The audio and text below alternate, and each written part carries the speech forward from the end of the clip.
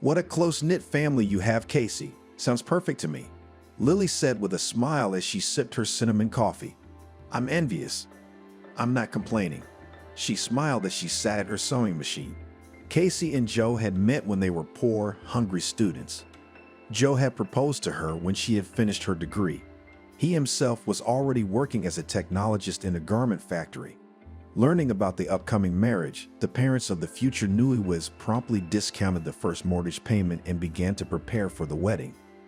After the wedding, the couple lived soul to soul. Husband played first fiddle and was the generator of ideas, and Joe has them, Jerry God, enough.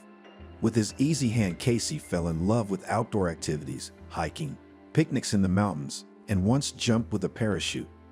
My husband is the best, the young woman said proudly at the time.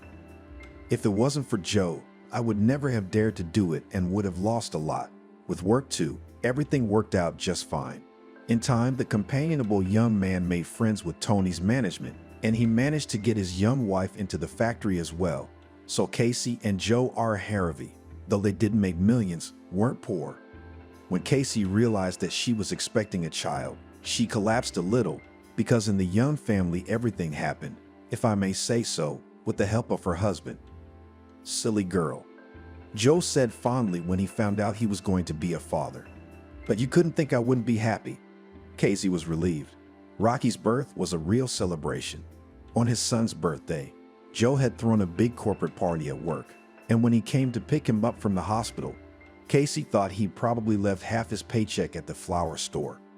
Come back again, the midwife said in a hospitable tone as she dutifully accepted a bouquet of roses and a box of assorted flowers from Joe's hands. I will, the new father replied with a smile, and more than once. However, Joe and Casey never decided to have a second child. When Rocky was 3 years old and parents gave him to kindergarten, the head of the family came up with a grand idea. Old lady, let's start our own business, he said one day. What business? Cassie was stunned. Business, Casey, because you're a great fashion designer and I'm a technologist. Joe, she said laughing. Business takes money and we don't have any. Well, what the hell business is? What the hell kind of business? We'll open an atelier and then we'll have a model home of our own. And money, as they say, is a matter of time. No, it'll come. Yes. Casey hummed and recited. Dreams are dreams where your weakness is. Dreams are gone. Dreams are gone. Laugh it up. Laugh it up. But we're gonna have an atelier. And he was right. A year later, Joe and Casey had saved up and opened a small studio. A year later, their expenses paid off. The brainchild of Joe and Casey began to bring a steady profit. Clever Joe offered the head of the factory cooperation, and Tony, thinking, agreed. Atelier was in demand, so the cooperation promised a good profit, and it really turned out to be fruitful and mutually beneficial.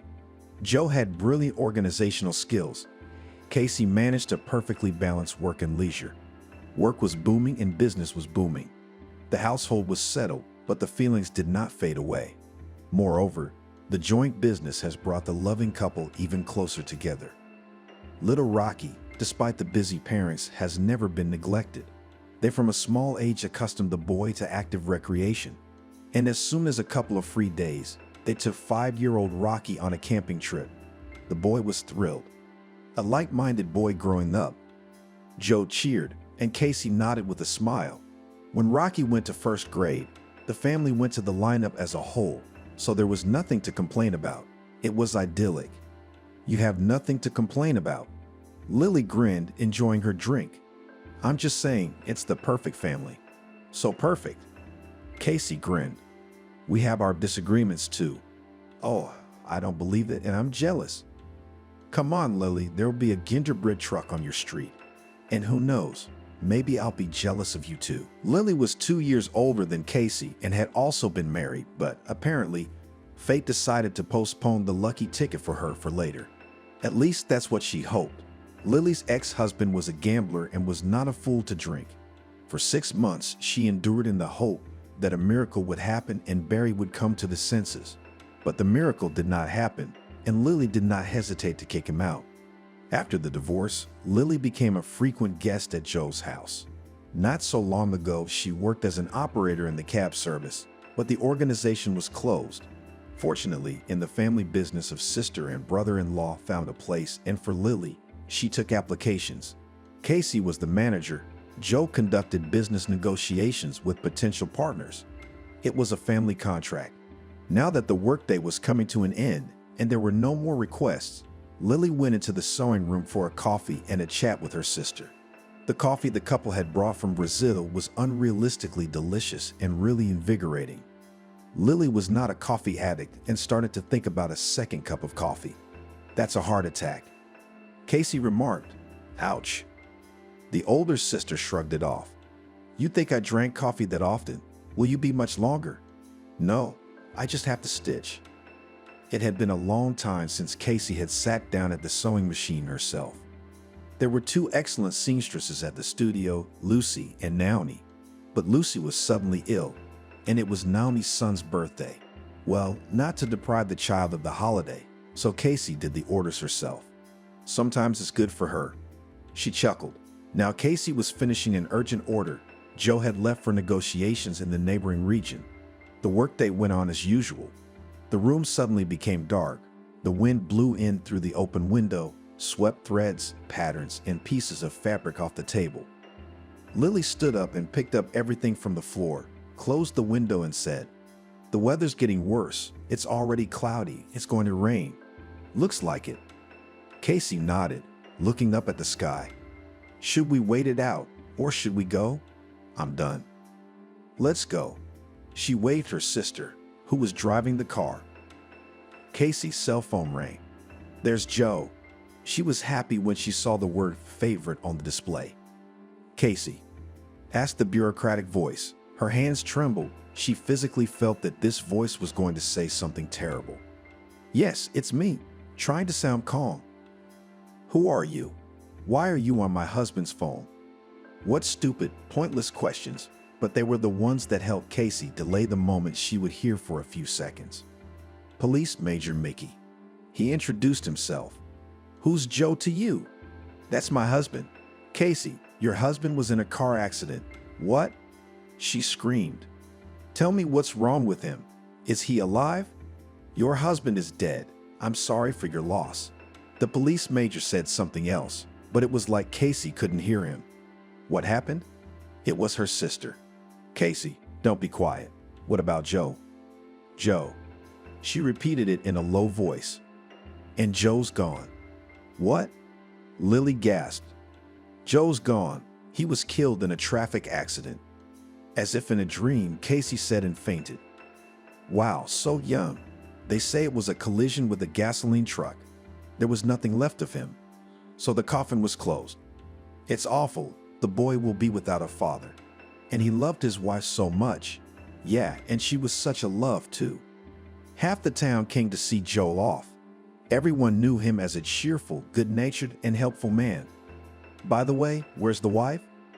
Lily heard a woman's voice. If they had such love, why is she not at the funeral? "So in the asylum, wife." Another voice answered. "When she found out Joe died, she went crazy." "Oh yeah, wow. What a bunch of people." The young widow's sister thought with indignation. "They don't care to gossip. They have no bones to pick with you."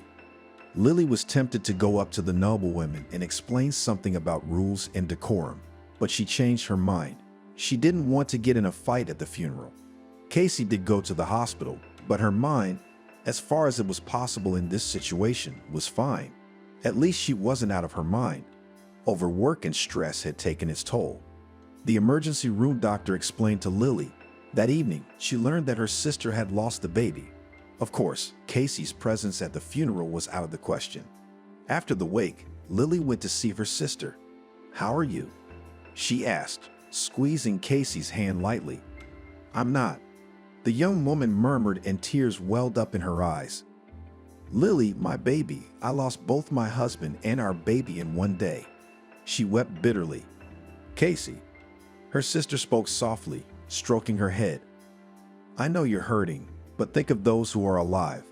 Mom and Dad are worried sick, fearing for your sanity." Lily grinned bitterly. remembering the conversation between the two women. But Casey was so absorbed in her grief that she didn't notice her sister's grin. "And Rocky," she said, "not only has the boy lost his father, but he's afraid for you. Yesterday, for instance, he was huddled up against me, trembling and asking me so pitifully, 'Aunt Lily, won't anything happen to Mommy?' I, of course, calmed the kid, but I did not dare to take him to you." "Lily," Casey sobbed, "I understand, but it hurts so much. I didn't just lose my husband, I lost a part of me. Joe and I have always been one, and now there's only half of me left, even less, because it's our baby." She hid her eyes in exhaustion.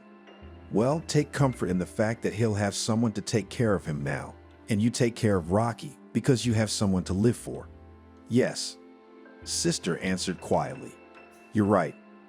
Well, I guess I'll be going and you get some rest, and I brought you some vitamins, a clean robe and underwear." "Thank you," Casey said in a weak voice. "I'll come back the day after tomorrow. What can I bring you?" "I don't need anything. The hospital feeds me. And what you brought, I can't even eat in a week. You'll say that's it, rest," she said and kissed her sister and left the room. Casey was discharged after 10 days. During that time, she got used to the fact that her Joe would never come home, kiss her and say, "I love you, old lady." There's a lot of not. Joe won't see Rocky grow up, won't come to her son's graduation, won't meet his fiancée. They'll never celebrate the gold wedding or the silver wedding or even the pewter wedding they were supposed to celebrate the following year. But Lily is right. Casey has someone to live for and she has to be strong. No matter how much Casey convinces herself that life goes on, in reality, it's proving much harder. The apartment where she had been so happy with Joe for 9 whole years seemed empty, cold, and lifeless. Casey looked at the wedding photo in the elegant silver frame and she wanted to sob. "Sis, what are you doing?" Lily asked fondly, putting her arm around Casey. She was the one who had brought Casey home, and sensing her sister's mood, she was in no hurry to leave. It just so happened that Lily and Casey were not just sisters, but best friends. The older sister always patronized the younger one. It made her parents cringe, and relatives and friends all envied them with white envy. "What friendly girls you have," Aunt Leslie, a friend of her mother's, said with admiration when she saw 5-year-old Lily wiping her sister's nose. "Mine fight all the time. If Casey broke her knee or was scratched by a cat, Lily would blow on the wound, and while her mother gave first aid, she stroked her little sister's head and said, 'The cat has pains, the dog has pains, but Casey has no pains.'" And when Casey started having woman's days, it was Lily, not Mom, who explained to her sister what it was. The sisters grew up, each had their own personal lives, but they were still friends and helped each other in any way they could. When Lily divorced Barry, Casey convinced her sister that life wasn't over. Then Lily threw herself into meaningless romances. Casey only shook her head, realizing that maybe that was what her sister needed right now. "It's all wrong," Lily complained after soccering another boyfriend. "Don't worry," Casey smiled encouragingly. "You'll meet someone else you'll be happy with." Just then she lost her job. Her younger sister and brother-in-law had loaded Lily so that she had no time for foolishness and thoughts about her failed womanhood. And now it was Lily's turn to comfort Casey. "What is it, my little one?" "No, nothing," the young widow said thoughtfully. "It's just a flashback." "I understand." "She understands." Casey laughed quietly and added louder, "And if you understand that starting Monday, we're going to work like horses, I won't let anyone get away with it. And you wondered what we were doing with the girls while you were waiting in the hospital," Lily said cheerfully. She recognized the determined and hardworking Casey from before. Lily couldn't help but realize that behind it all was a pain that wouldn't go away for a long time. "But isn't that worthy of respect? Well done." The widow smiled. "At the weekend, have a good rest and then work hard, boss." Casey's older sister saluted. "Maybe you'd like a bath or something to eat." "I could use a bath," said the sister. "That's all a hospital is good for, but all these days I've been dreaming of a nice fragrant bath." "It's coming," Lily assured her and headed for the bathroom.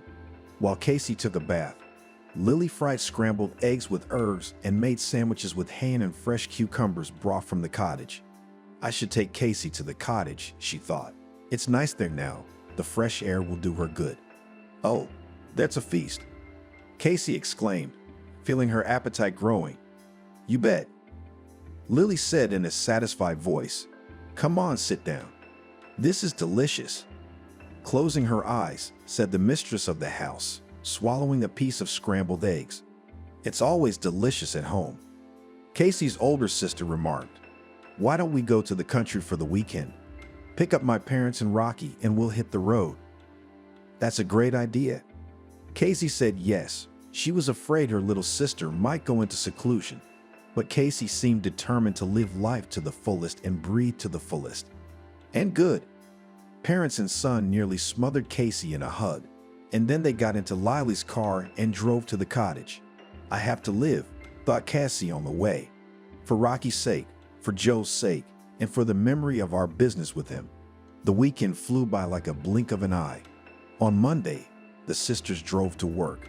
As soon as they walked in, a bunch of balloons floated into the room, and then smiling girls came running out from behind the fitting screen.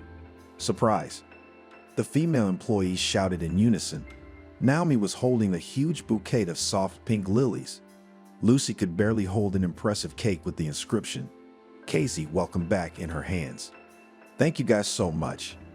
With a smile, the hostess said excitedly. After the tea party, the friendly female team started to work. It was the same as always, but without Joe. Casey plunged headlong into her work. From now on, the business she and Joe had started and her 8-year-old son were the meaning of her life. Sure, she had wonderful parents and a loving and caring sister, but they had their own lives. On September 1st, Casey remembered how she and Joe had seen Rocky off to first grade a year ago, and she felt sad. Don't cry, don't be sad, the young widow mentally told herself. Now these words had become Casey's motto, but on September 17, when Joe was to be 32, she could not hold back her tears. She came to work with reddened eyes, and her subordinates could not help but understand the reason for her tears. The young woman worked hard. She spared neither herself nor her subordinates, and it bore fruit. The work piled up. Casey hired 4 more seamstresses and began to think about renting a bigger room. And only in the late evenings, when Rocky was asleep, did she light a candle, sit in a chair and look at albums of photographs. Joe, honey, why? Casey whispered, stroking her husband's face with her fingertips. On Christmas Eve, the sisters were driving home from work and Lily suggested they buy a tree. Well, let's do it. Without much enthusiasm, Casey agreed. In the evening, the town looked especially spiffy and people were smiling in anticipation of a merry holiday, looking at the decorated trees, garlands, and banners. But Casey didn't seem to notice anything. For the first time in years, she is celebrating Christmas with a sad smile. She said as she and her sister and parents sat with glasses of sparkling wine. Yeah, it's a little unusual without Dad, Rocky said. But you have me right. Casey smiled and caressed her son's head. He's all grown up now. He understands everything. I have you and all of you. That's what we'll drink to, Anthony said. In spite of this sad moment, the party turned out to be fun and relaxed. Casey had no idea what trials awaited her in the coming year. Though, what a day! Lily exhaled, accepting another request. I can't breathe. Casey wasn't in the office much anymore. She traveled to deals and gave orders, and her sister, in addition to accepting applications, was responsible for internal order. In the long run, Casey was thinking of hiring another person to be the manager of intake, but it was too early to talk about it because January was hopeless as usual. The usual thing, people who spend on New Year's holidays tightened their belts, but in February there was no shortage of those who wanted to become the owner of a new thing or to cut, restitch. Toward the end of the working day, the calls decreased. Lily moved into a soft armchair and pushed the coffee table to herself in the hope of drinking green tea with a delicious and juicy crust bought in the bakery, which was located in the neighboring house. I don't know about you, but I'm starving, she said. How about you? I don't mind either. As the sisters sat down at the coffee table, the phone rang. It's always like this. Lily complained and reluctantly went to the phone. Etlier, pretty woman, she sang. Hello, it's the bank director, No. The caller introduced himself and inquired. Can I speak to someone in management? Yes, of course. Lily answered, losing interest in the caller, who clearly wasn't going to order. Casey, it's for you from the bank. The bank? Yeah, they probably want to offer a loan on favorable terms. They love it lately. Her sister picked up the phone and her eyes went black. Mr. Noah told Casey that Joe had borrowed a sum of money in the amount of $1 million. Our bank has transferred the money to your firm's account. The banker added, and after a long silence, announced the amount with interest. $1 million by itself is a lot, and the amount with interest was depressing. The young wife pinched her ear. She wondered if it was a dream, and when she realized that it was not a dream, she hoped that it was a silly prank. Are you kidding? She squeezed it out of her. That's one thing I certainly don't have time for, is jokes. Noah cut him off. Casey realized wistfully that all this was happening to her in reality and no one was messing with her. But my husband is dead, she said. He's been gone for 3 months. That's right, Noah said nonchalantly. He's gone, but the debt is there. And you are. So it's up to you to pay it off. As far as I know, the pretty woman at Tillier is jointly owned property. Accordingly, you have the same rights and obligations as your late husband. Yes, that's correct. Casey confirmed. But I didn't know anything.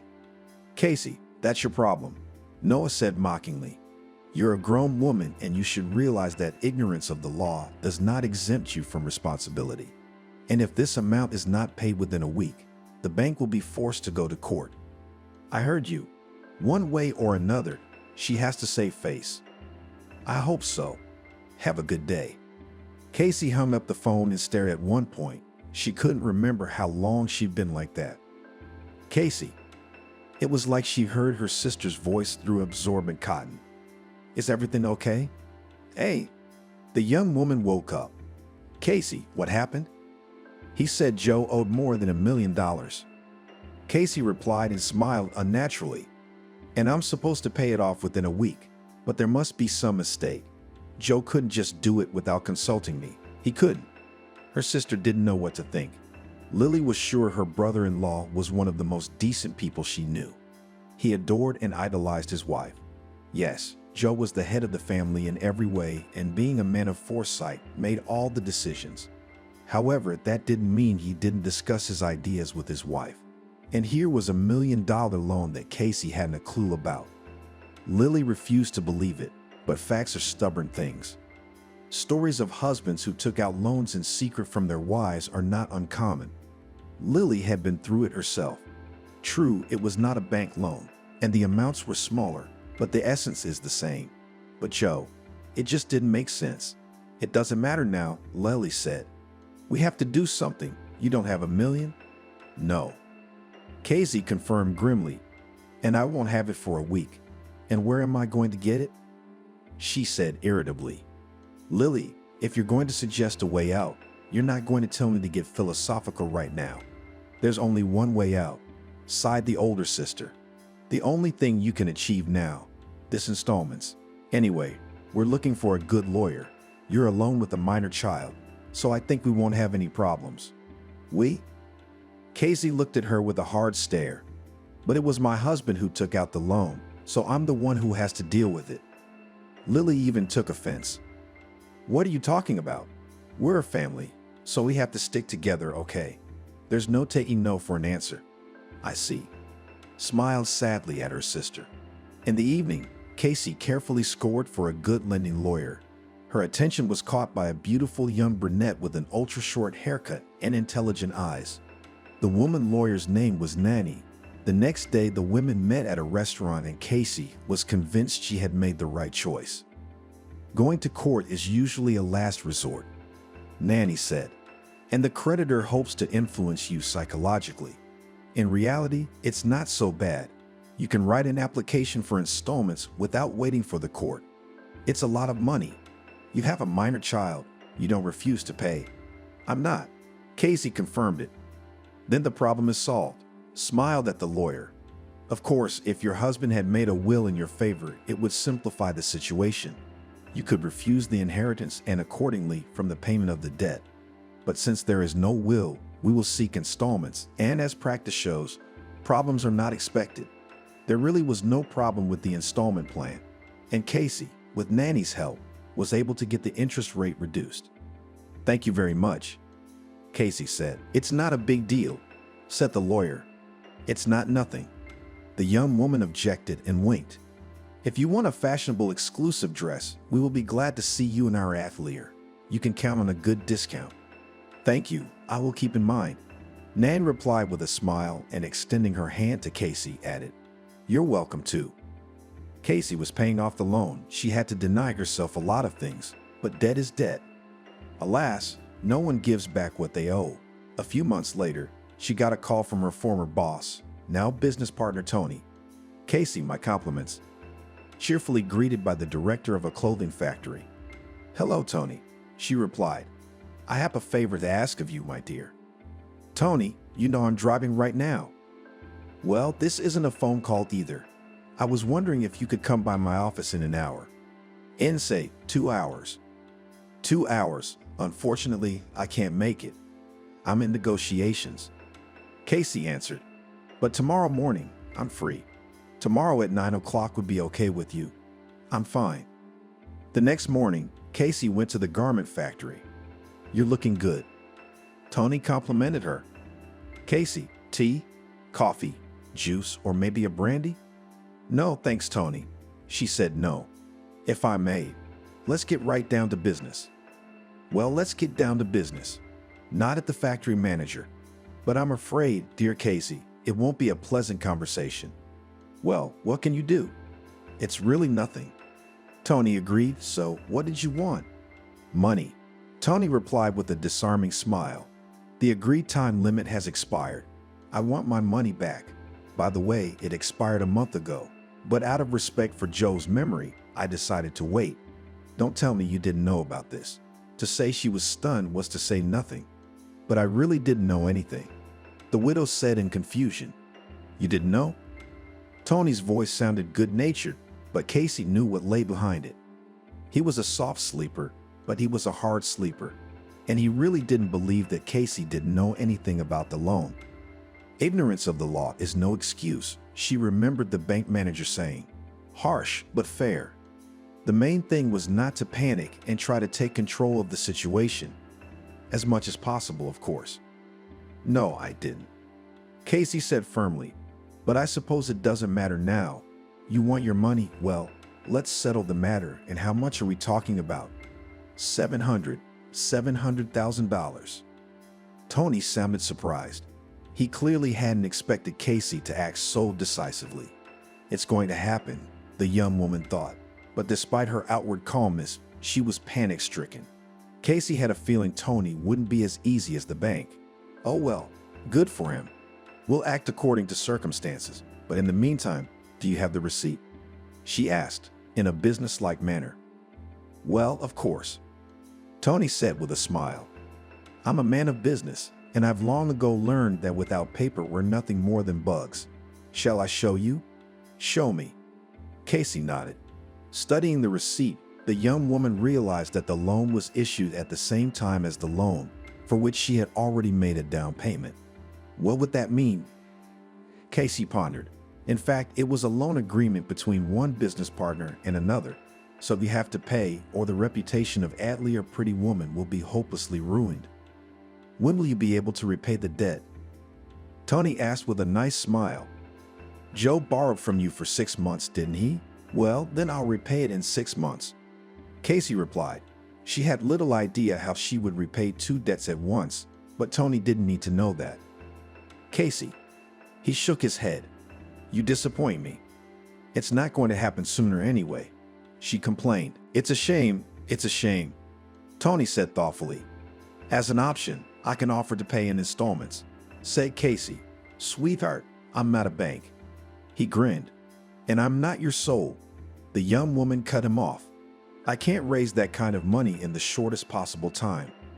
You may not believe that I didn't know anything about this loan, but even if I did, The money wouldn't just appear on its own.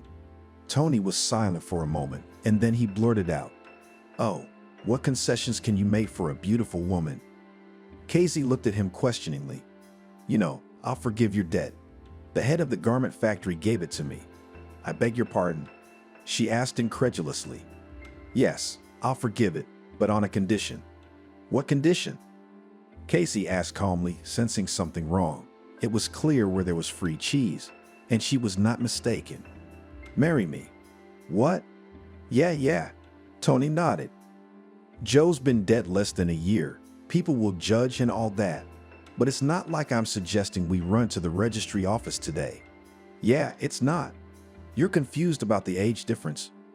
Tony nodded, ostensibly understandingly. "I assure you, I'm not a bad man." Casey was suddenly disgusted. She'd heard so many times that business was dirty, especially for a woman. It was no secret what a businesswoman sometimes had to do to get a contract, to get favorable terms of cooperation, rent, debt repayment, and ultimately to stay afloat. Casey was heartily glad she was past all that, for she had Joe.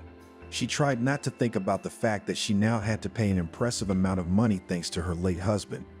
Though, of course, she had wondered more than once why Joe needed the million. A mistress who blackmailed him into telling her about their relationship. A gambling debt. Or did her spouse want to pull off some risky deal he didn't dare tell his wife about? Or maybe Joe was in danger. Casey even thought about going to the police, but Lily was skeptical. They wouldn't investigate anything, said her sister. The funds came into the atelier. Then Joe must have transferred them to himself, and there he could do whatever he wanted with them, and who would keep track of his spending, and it had been so long. On second thought, she agreed with her sister. By the way, Casey, as the wife of the deceased, managed to get access to his personal account, but there, to her great disappointment, remained cents. It's a shame, although, not surprisingly, Casey had all the money for the family. Joe only took money for gas and small expenses like a bottle of water for the road, so it didn't make any difference since Casey was the only person she could collect from and pay off her debts. No one cared about the rest. But as it turned out, Joe owed more than just the bank. "So, what do you say, beautiful?" Tony's voice interrupted her thoughts. "But that's crazy. I don't think so. What do you think? You don't need $700,000, especially if you have a son. And you've got money to invest in your business. I mean, think about it." Casey sighed heavily, but Tony was right. The available funds were a pittance, and if you add the payment of the loan, the picture is quite dreary. "So what are we gonna do now?" "Well, it's not that bad, Casey," said the factory manager cheerfully. "We are business people and such things in our country are in the order of things. Well, after all, I'm not inviting you to bed as some, but to the registry office. We'll wait till Joe's anniversary and then we'll get married. We'll make a pact, so there's no cheating, and I won't hurt your son. And if it's more convenient for you, you can consider it a deal. Still, I'll have to think about it." Casey said thoughtfully. "Sure, think about it." Tony graciously allowed it. "I'll make a contract, which will spell out the terms of our cooperation, and send it to you by email. Then maybe we'll have a cognac?" He winked. "No, thank you." Casey replied and walked out. She got into the car and thought deeply. "God, I'm so screwed." Casey thought with annoyance. She knew that Tony had been married twice. Tony's first marriage had been as a student, a stupid, hasty marriage. That's how he characterized his marriage to a fellow student. 2 years ago, the head of a garment factory buried his second wife. By all accounts, it was a happy marriage. Casey and Joe were invited to Tony and his wife Nancy's silver wedding. Tony had courted his wife so touchingly, and Casey envied the lovely couple. Turns out it wasn't all that wonderful. Come on, they're the only ones like that. Casey grinned sadly to herself. Did I think Joe would do that? Business has its own laws, and we didn't invent them. And I'm seriously considering Tony's offer because I can't afford that kind of money. Not even that. Lily whistled when her sister told her about her conversation with Tony. The old devil. Well, he's not that old. Casey grinned wryly. He's not even 60 yet. Yeah. The older sister grinned. A man in the prime of life. What are you gonna do? I don't know. The young widow replied with a sigh. Maybe I should sell the car. It will be more expensive. There is still time. That's right, nodded Lily. But now it's summer, and the most solvent buyers in the resorts flew away. It's worth a shot. When there's even a tiny chance, it's a sin not to take it. That's also true. I guess I'll have to marry Mr. Tony. She said that 2 weeks before the anniversary of Joe's death. But don't panic too soon. Her sister tried to cheer her up, but it didn't work so well. Potential buyers were trying to drive the price down, and Casey was getting desperate. Well, there was a lot to be desperate about. Plus, her ex-mother-in-law had called the other day to ask where Casey planned to have her memorial dinner. The last thing on her mind was a memorial dinner. Betty, I have a lot of work to do. With a sigh, the young woman sighed. Even though she was telling the truth, she felt terribly uncomfortable. How are you supposed to deal with your ex-mother-in-law after the debts? The young woman had a strange feeling. She sympathized with Betty as a mother who had lost her only son, but that was all. She had once treated her mother-in-law as if she were her own mother. Now, during the phone conversation, Casey had no kinship feelings for her son's maternal grandmother. Joe had set her up, however unwittingly.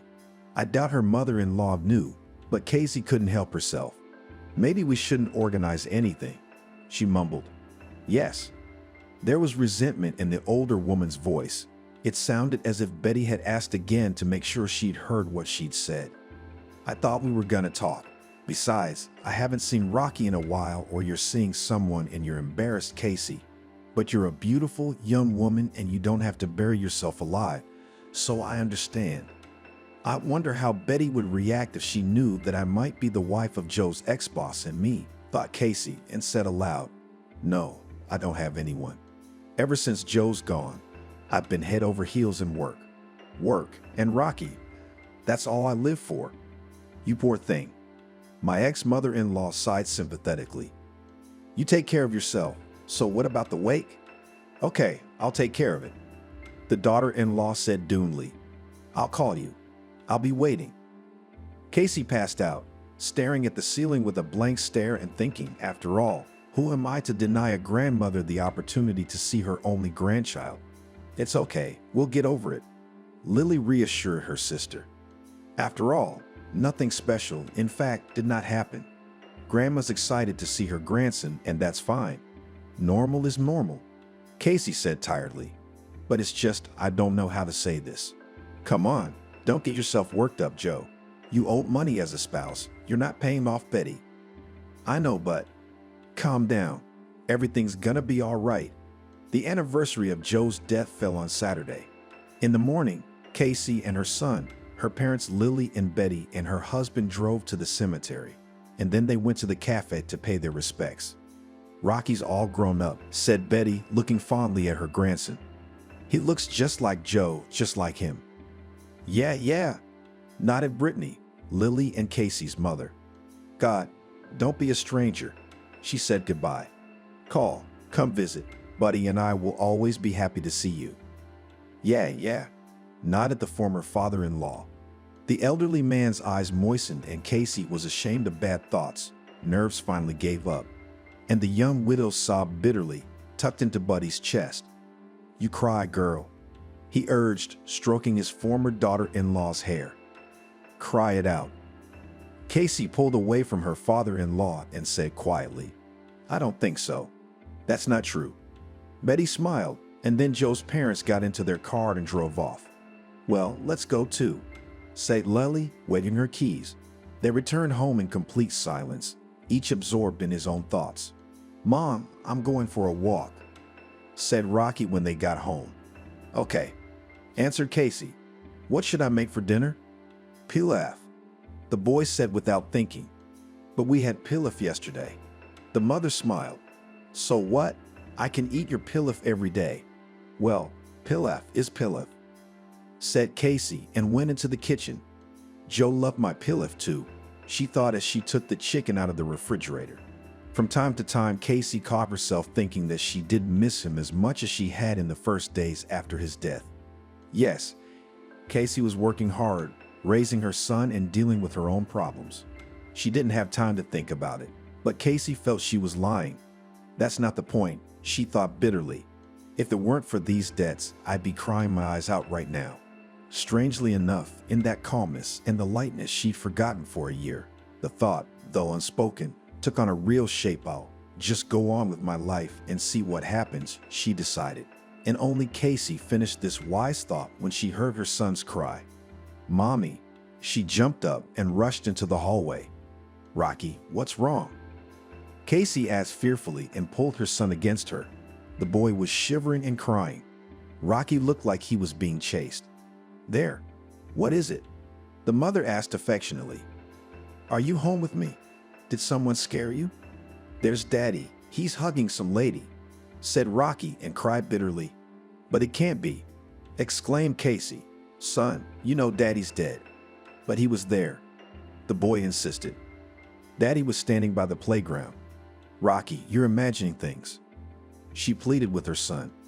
"It was just a man who looked like Daddy. It happens. You just loved him a lot. Today's the anniversary and you're impressed after the cemetery."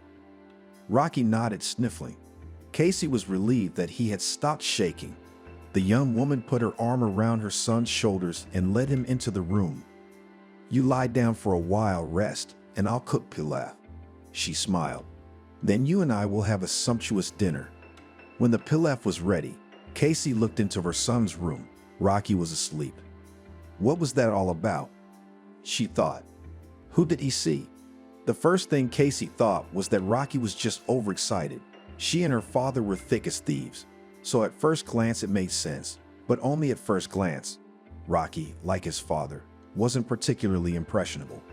Besides, he wasn't 3 years old enough to get overexcited after a visit to the cemetery. But Rocky would mistake a stranger for his father, no matter how much he looked like him. Seemed like a stupid thing for Casey to do. So what does it mean? Casey was afraid to think any further. Was something wrong? Staring at her sister, Lily asked. "You're not wearing your face," Tony demanded an answer. "Tony?"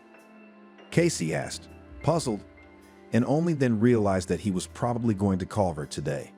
No, it wasn't him. "What is it?" "I don't even know how to say it. I don't know if it happened." "Sister, don't mumble. I can see something's bothering you." "Yes, it's nonsense," Casey said sluggishly. "So crazy that you're not yourself all day." Lily's sister grinned. "Maybe Joe's alive." She blurted out and recounted the incident after the memorial dinner. "What a mess," Lily marveled. "So Joe had run up debts and faked his own death." "Well, assuming it was him, I suppose so." Casey nodded sullenly. "You don't seem too upset," Sister remarked. "Let's just say I'm prepared for any turn of events. You know, Lily, this year I feel like I've grown up and gotten rid of my rose-colored glasses. I mean, as long as Joe was alive. If he was, I was a stone wall. I was used to his support, his tutelage, and you know, he made all the decisions, and I was the doer. And even then, Joe did all the hardest part of the job. And then the wall came down, and with it, all the shells and cocoons came off. But strangely enough, I wasn't vulnerable. Quite the opposite. Everything that doesn't kill us makes us stronger." I quoted Lily. "Yeah, that's about right. And if Joe were alive, the debt problem would solve itself," she remarked. "If only there was some way to know for sure." "If only," Casey sighed. "We've got nothing but the word of a frightened child. It's a shame." Lily summarized and looked at her watch and asked, "Are you going home?" "No, I still have work to do." Lily drove home and thought about what was going on in their family. They were living happily ever after, and now you have to face so many trials at once. Immersed in her thoughts, she didn't even notice when the light turned green, but she felt a big bang in the trunk of her Logan. Lily jumped out of the car and saw a broken headlight and an impressive dent. A young blonde woman dressed in a microscopic jacket and denim shorts that looked more like underwear was stomping behind her. "Where are you going, you white-haired chuppa?" Lily yelled at the blonde beauty. "You think if Daddy bought a cool car and paid for the license, you can do anything? Listen, you hornless goat." The blonde didn't stay in debt. Actually, the light was red, and you flew like a naked man into a bathhouse. "Do you know who my fiancé is?" "I don't know and I don't want to know." Guys, what's all the commotion? Lily heard a man's voice from a schoolboy rapid. The voice seemed suspiciously familiar to her. Call the cops and be done with it. Listen, boy, she said belligerently. Go where you're going. Lily, what a number. The owner of the Setch car laughed. Woody. Lily said hesitantly, and as she looked closer at the driver, she realized she was not mistaken. It was Woody, a classmate, handsome and cool soccer player, her first, and by the way, mutual love. He was older, better looking, probably happily married, had kids. That's him. Woody replied cheerfully. Problems? I can see that. Looks like you're about to be offered a deal. The ex-boyfriend grinned, pointing behind Lily. Turning around, she saw that the young auto lady was approaching her, accompanied by a low-slung, full-bodied man in a linen suit and t-shirt. Hello, beautiful. Radiantly, he smiled at Lily and kissed her hand. I have a proposal to you. Let's solve the matter peacefully. Hello, nodded Lily and asked, What's peace? And pieces, answered the man, and showing her the display of a smartphone said, Is this enough? Actually, Lily didn't like all this fuss with the registration of material damage and other nuisances, so she assured the chubby man that the sums he offered were more than enough. The lover of young blondes transferred the money to Lily, and she hurried to her car, or else the police would come. Lily, Woody called playfully. What about me? Oh my God, is he still here? Did the big money go to your head? Winked a classmate. Lily, I have an interesting proposition. What kind of proposition? Why don't we just pull into the alley? Don't worry, I won't hit on you. Very funny. Lily snorted and started the car. Something rattled threateningly in the rear end, and she thought with a shrug that she couldn't do without a visit to the car service, but that the blonde motorist's daddy had generously compensated for the repairs. I thought you weren't coming, said Woody. Yeah, the car's rattling, complained Lily. Yes, I was going to invite you to celebrate our meeting at my favorite cafe, but it looks like we're going to have to go somewhere else. What other place, Woody? What are you talking about? I want to go home. Can I get my car fixed? Woody asked me sweetly. Are you kidding me? Not at all. A good friend of mine runs a car repair shop. They'll fix you up, straighten you out, do it fast and in the best shape. And besides, there's a nice little cafeteria at the service station that's just like home. Ah, that's tempting. Lily thought. Well, what to do at home? Like home, you say? She mumbled. You know, I'm starving. That's what I mean. To Lily's surprise, the cafe at the service station turned out to be very cozy. It reminded her of her grandmother's cottage in the country, embroidered tablecloths, large porcelain teapots painted in gel, the light aroma of herbs and spices. Woody ordered tender pancakes with chopped chicken and mushrooms. How delicious! Lily said in surprise. Usually caves at gas stations, service stations, and other places for car owners serve tasty pastries. Yes, the salads aren't fresh. Yes. A classmate smiled. It's really good. That's Henry's mom and sister cooking. I see. She nodded. Are you married? Married? Married to who? Well, you, of course. Divorced. Why is that? That's the thing, it's not like that. Lily replied with a sigh. Are you married? Divorced. What's wrong? Yeah, it's not right either, Lily. It's not right with her. Not that coat. I never got over that blue-eyed girl with the dark blonde hair, and she chose someone else. And as it turns out, she's got it all wrong too. There, I said it. Woody. Now you're gonna say you can't go back, and you're gonna break my heart. With a forlorn look on his face, Woody said mournfully, Maybe we just shouldn't talk about it. Maybe we shouldn't. Lily, what do you do? Inquired the admirer. I work as a receptionist at my younger sister's Pretty Woman studio. Very interesting. Woody smiled. The older sister works for the younger sister. Where do you work? I'm a private detective. A private detective? Lily asked slowly. Yeah. Woody, I guess God sent you to be our sister, she said. A businesswoman's sister suspects her husband of infidelity. Woody grinned.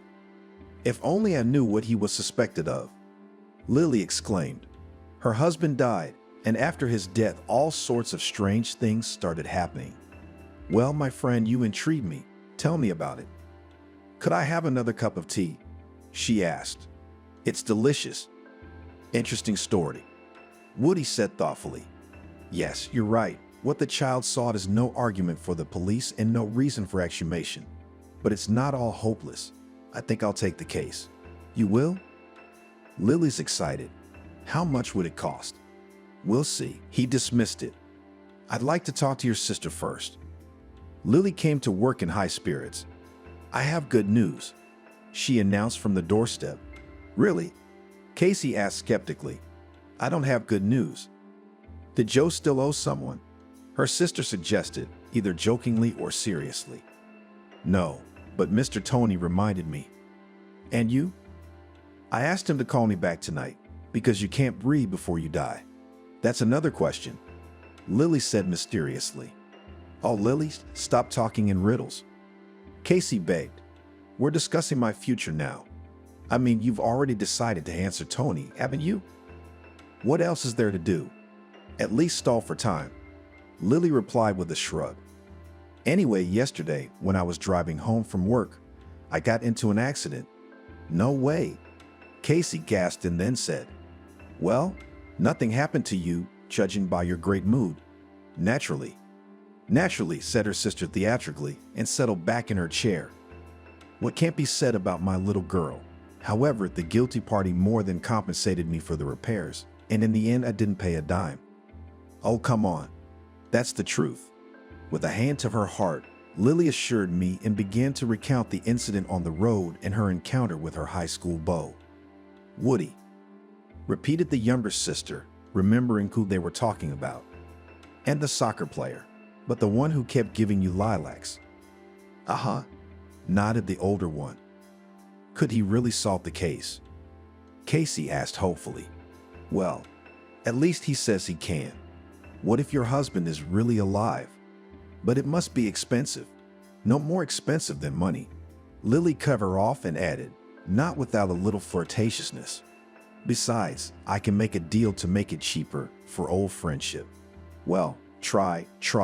Is he married? By the way, no, and said that he has not forgotten me. So don't get lost. Casey winked. I'm not lost. I'm just wondering if I should be. Do you like him? Actually, I do. Lily admitted it. So what's the deal? Lily, I'll tell you what, if you two like each other, it's a good idea to take a chance. Casey had something else to say, but the intercom buzzed. She pressed the button, and 5 minutes later a delivery man with a basket of roses appeared at the door. Which one of you is Lily? The guy smiled dutifully. Is this for you? For me? She asked again, already knowing who the roses were from. Yes, for you, confirmed the courier. Sign right here. Thank you. And you still have doubts? Casey asked meaningfully. Lily looked at the flowers with admiration and smiled. The meeting with Woody was scheduled for 3 o'clock in the afternoon in the cafe at the car service center. That's an odd place to have a business conversation. Casey remarked, You just haven't seen the place. My sister smiled. All the more reason for me to pick up my horse. She remembered the wonderful evening and smiled again. The car service's workday was coming to an end, so the car mechanic said that Lily's car wouldn't be ready until tomorrow. Not a problem, Woody declared. I'll personally drive this lady home myself. Is that convenient? The lady was embarrassed. Well, if I suggested it, it's convenient. He smiled. After the cafeteria, they went to a small, recently opened restaurant where they sat until closing time. Lily got home at midnight, but strangely enough, she woke up feeling refreshed and rested. Well, at least one of us will be happy, Casey thought, noting that her sister was smiling every now and then. She hadn't realized that fate had something in store for her. Are you sure it's an auto repair shop? Lily asked her sister, stunned. Casey suddenly felt like she was back in her childhood, and now she was at her grandmother's house. There's a feast here. Lily was surprised to see the table set. The sisters saw a goose with apples, a nice little cake, some salads, slices, and drinks in jugs. And a moment later, from somewhere in the back of the room, Woody and some tall, handsome brunette with laughing brown eyes materialized. Are we having some sort of celebration? Lily asked. You bet we are. The classmate grinned, pleased with the effect he'd had. First, I met you and I want to celebrate. And second, your car is ready. Thirdly, stop talking. I'm hungry. By the way, meet the girls. This is my friend Jerry, the owner of this whole thing. Over a sumptuous meal, Woody asked Casey a few questions, wrote something down in his notebook, and never returned to the subject. It was not a dull meal, I must say. They chatted cheerfully and casually, and Casey even managed to distract herself from her problems. And when Jerry got a phone call and apologized, Lily quietly nudged her in the side and said, That Gary's got his eye on you. Don't be silly. Casey whispered indignantly. Meanwhile, Dimitri's friend was indeed looking at her with interest. When Casey reached for the pitcher, intending to pour herself a cranberry morsel, Jerry suggested, Let me pour it. As he took the glass from Casey's hands, their fingers touched. Lily, who noticed this to her sister, winked slyly at her sister, who only shook her head. Dear boss, will you let me off early today? Lily asked the next day. I just need to go to the hairdresser and do some shopping. Going somewhere with Woody? What a smart sister I have. She smiled. It's not hard to guess. Casey shrugged. Hey Casey, did you like that Jerry guy? Lily asked. Jerry's like Jerry, a nice man if that's what you mean. But what does that have to do with me? The fact that he was glaring at you. Lily grinned. You know, I think you two might have something going on. Lily? Lily what? I've been Lily for 34 years and he likes you. Maybe he's married. Guess not. Anyway, we barely know each other and you're already fantasizing. Casey replied, Barely know each other. That's a problem. You wanted to leave early, didn't you? She reminded her sister. May I? Just go. As she walked her sister out, Casey found herself thinking, which had been happening quite often lately. Today, she managed to get Tony to wait a couple of weeks because of the new circumstances, but she felt uneasy. If Woody couldn't find anything out, let's hope for the best, Casey decided. She thought back to her conversation with Lily and grinned wryly. I'm a hot commodity, she thought ironically. Jerry was looking at her the way men usually looked at women they liked.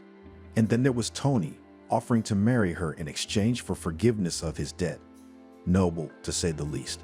The landline rang, but Casey, not immediately realizing that Lily wasn't there, was in no hurry to pick it up. The phone kept ringing and Casey had no choice but to return to sinful earth. Pretty woman's Adlier, she answered. Can I speak to Casey's landlady? That's me. She said hello. Casey, it's me, Jerry from the car service. Do you remember me? Of course I remember you. I'd like to take you out for a walk. There was embarrassment in Gary's voice, and it amused the young woman a little. Out? Aha. The owner of the auto repair shop replied cheerfully. But if you are not satisfied with such a program, offer your options. But why not? She smiled involuntarily. The word take a walk smelled of spontaneity, and from the lips of this obviously shy and very handsome man it sounded incredibly touching. So you agree? Jerry was delighted. Just like a child, thought Casey, and suddenly she agreed. Mom, where are you going so beautiful? Asked Rocky. I have a business meeting. Casey answered, tinting her lips with a muted burgundy lipstick and wondering if it was too flashy. Cool. Appreciated by her son, as if eavesdropping on her thoughts. Really? She was happy. Yeah, what's the name? Who? Him. Roman giggled. I'll give you a code. Threatened the mother. Oh, I'm afraid. So what's the name? Well, I told you, I have a business meeting. Well, business is business. The boy agreed. Jerry waited for Casey at the entrance to the city park. Last time she hadn't even noticed what the owner was wearing, but this time she took a closer look and found that a light beige jacket made of fine suede, a white t-shirt, and bright blue jeans suited him just fine. Casey herself, in a soft pink floor-length dress and black jacket, looked like a young girl. Isn't that why Rocky figured it out? The young woman thought cheerfully. Casey, you look beautiful. Jerry exclaimed approvingly, handing her a bouquet of gorgeous roses in a stylish package. Thank you. Casey smiled. So, where should we go? She shrugged. Why don't we go wherever we want? Jerry suggested. Sounds like fun. They walked around the park, rode the Ferris wheel, and ate ice cream. Just like when they were kids. Casey said with a smile. My parents would give me money and Lily and I would figure out how much we could afford. I know. Jerry smiled back. And incredibly cool. It's cool, but you can't get a sore throat, and it's getting cold, she shivered. We're not gonna let that happen. There is a very interesting restaurant nearby, stylized as a hunting lodge. Let's have a cup of tea and warm up. You got it. Casey snuck into the apartment, but there was no need. Rocky was watching a cartoon on the internet. What are you doing up? She asked. Look at the clock, I have the right. The son answered importantly, especially on the last days of vacation. That's right. And I can't wait to find out the details. Rocky said. What do you want to know? What do you mean, what? How was the meeting? The young bastard explained nonchalantly. What did you think? That's exactly what I thought. Go to bed. You don't want to stay up late surfing the internet. Casey tried her best to sound stern, but somehow it didn't work.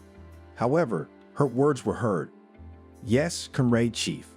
Rocky answered and went to his bedroom. In the morning, Casey called Woody and asked how Joe got the money from Tony. I don't know. She was confused. If it's not too much trouble, get in touch with him. Woody asked. Casey had no desire to communicate with the elderly husband candidate, but she knew it was in her best interest. Cash, replied the factory manager. When Casey relayed the information to Woody, he said, well, that's what I thought. I bet the loan money was received in cash too. That's what it turned out to be. Looks like we're at an impasse. Lily's depressed. I guess so. Sister agreed depressingly. Well, let's not get discouraged. What else is there to do? Looking at Casey, it wasn't hard to see that she didn't share Lily's enthusiasm, and she was wrong. One evening, as Casey sat with Jerry at her favorite car service cafe, she got a call from her sister. I think Woody's on the trail, Lily said excitedly. The young woman's heart beat so hard that it seemed the car owners sitting in the cafe could hear every beat. Where are you now? At home waiting for Woody for dinner. But what about you? Jerry and I are at the diner. Well, come on over to my place. I'm making my signature stuffed fish. So you know what I mean. Casey understood. Making stuffed fish was a sacred act for Lily, and the effort was truly worth it. Stuffed fish, as performed by her older sister, was truly food of the gods. Red. Casey asked businesslike. Sure, Trout. So guys, let's go back to my place and set up headquarters. All right, I'll see you later. After talking to her sister, she asked Jerry, do you like fish? Fish. He was puzzled. Anyway, yes, do you want to feed me fish? I don't mind. No, I'll give you fish another time. And tonight, Lily will treat us to her specialty stuffed fish. Casey giggled. She added seriously, but even if she was going to serve us sour soup, I'd still run to her on foot, because Lily said Woody might be on the trail. So what are we waiting for? Jerry exclaimed. When they arrived, Woody was already there. In fact, he'd opened the door. Come on in, he said in the tone of a hospitable host. Lily's putting the finishing touches on her masterpiece. I see. Casey nodded, realizing that she would get all the information during the meal. Well, what can you do? During the lavish meal, Casey couldn't eat a bite.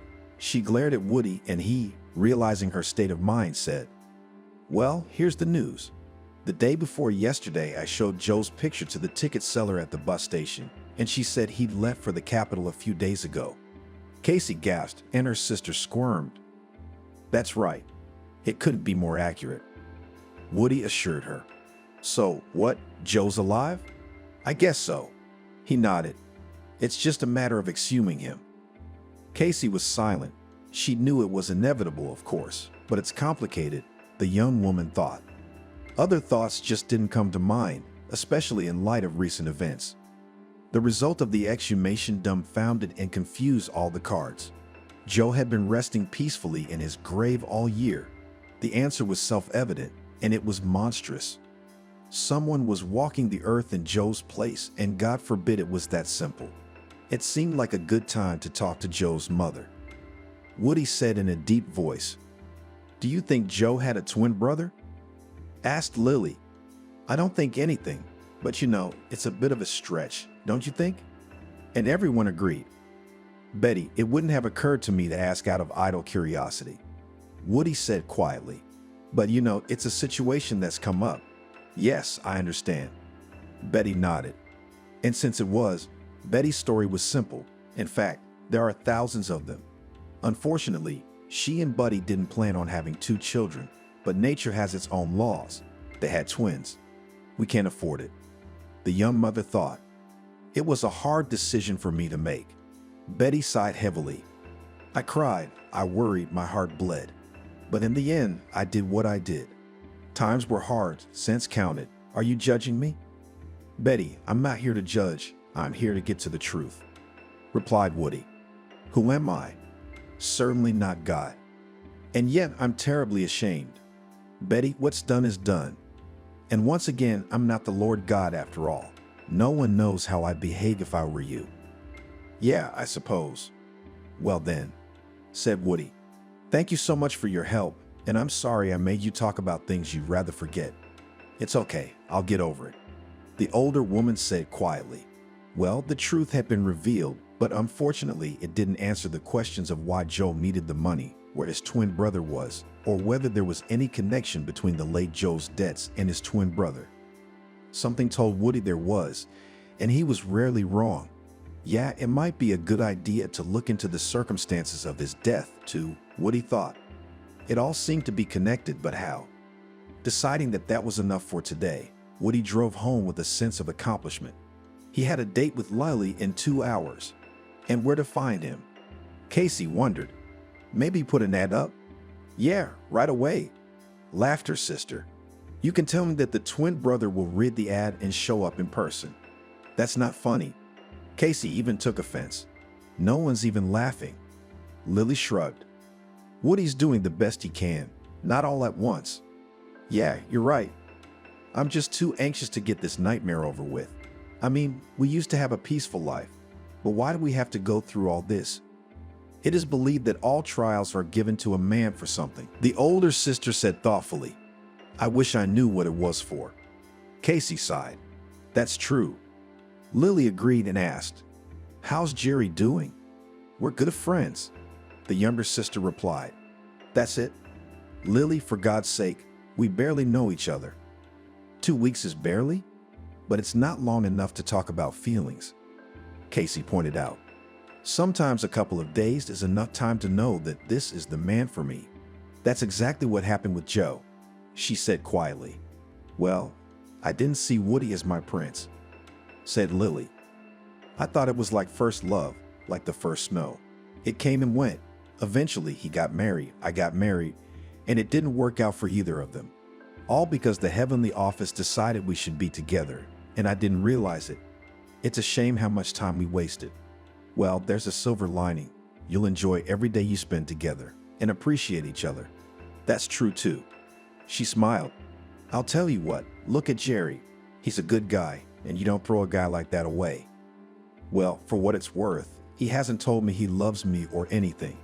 So he realizes you buried your husband a year ago, and you might not be ready for a new relationship. So let him know you're okay with it. But I can see that you like him." "I do." Casey admitted it.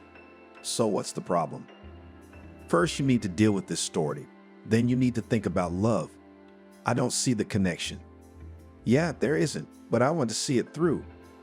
"Well, I don't understand that." Lily snorted. "There's you. There's Jerry.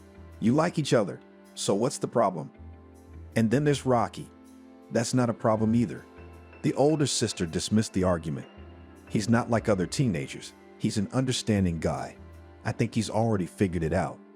Actually, Lily was not far from the truth. Casey could tell her son that she had a business meeting, but he was a very perceptive kid. Casey smiled, remembering how Rocky had said yesterday at breakfast that he wouldn't mind marrying her. "What are you talking about?" She stunned, almost choking on her sandwich. "What marriage?" "With that guy in the Ford." The son smiled. "Jerry and I are just good friends," said Casey. "Uh-huh." Rocky grinned. I believe it. So my future stepdad's name is Jerry. I hope he's not an abuser."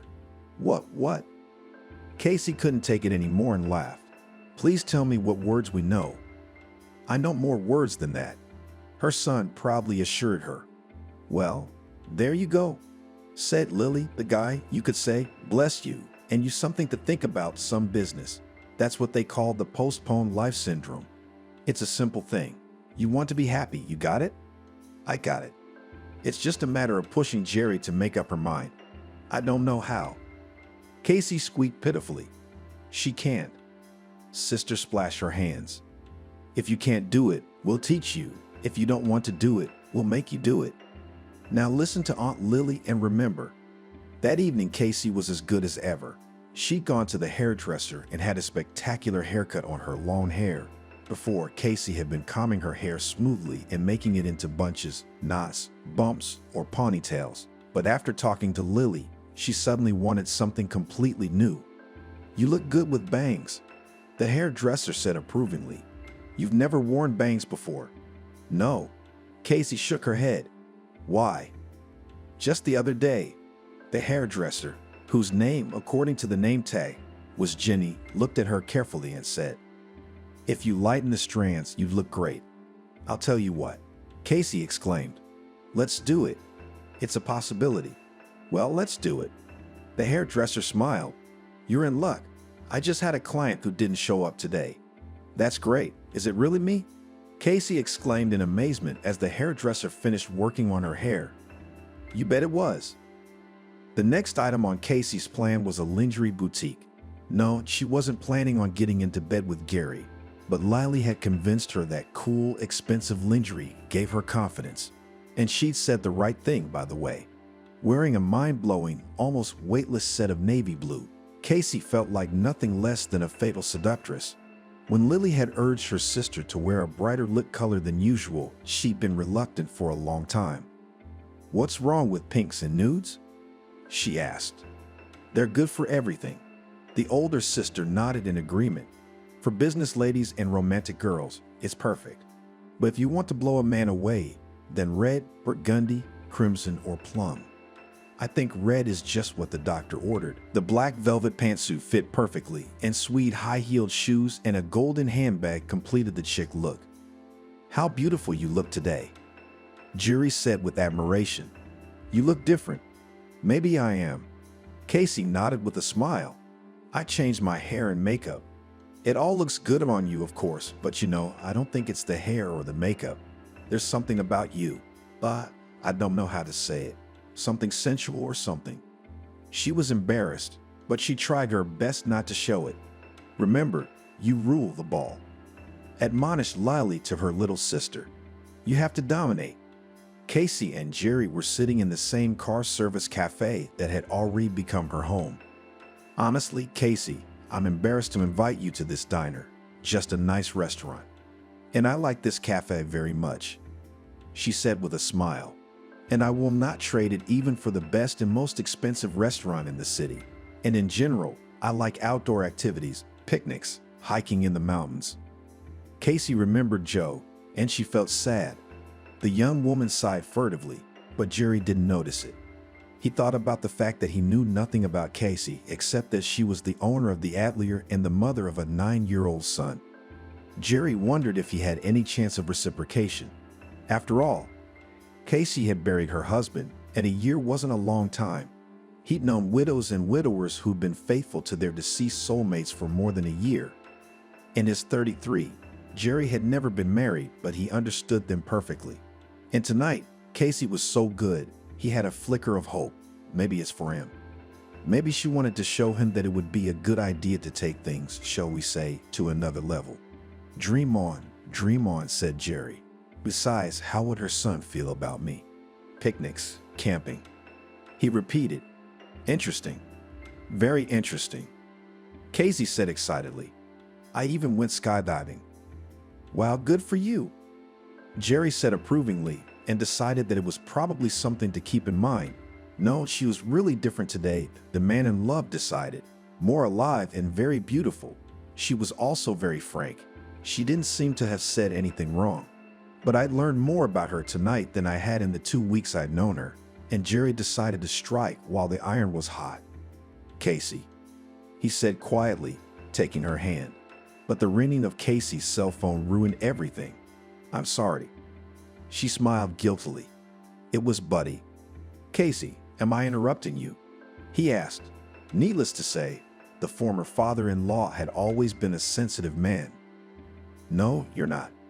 Casey replied, thinking the timing of the call couldn't be worse. Buddy was an old man and he was her son's grandfather.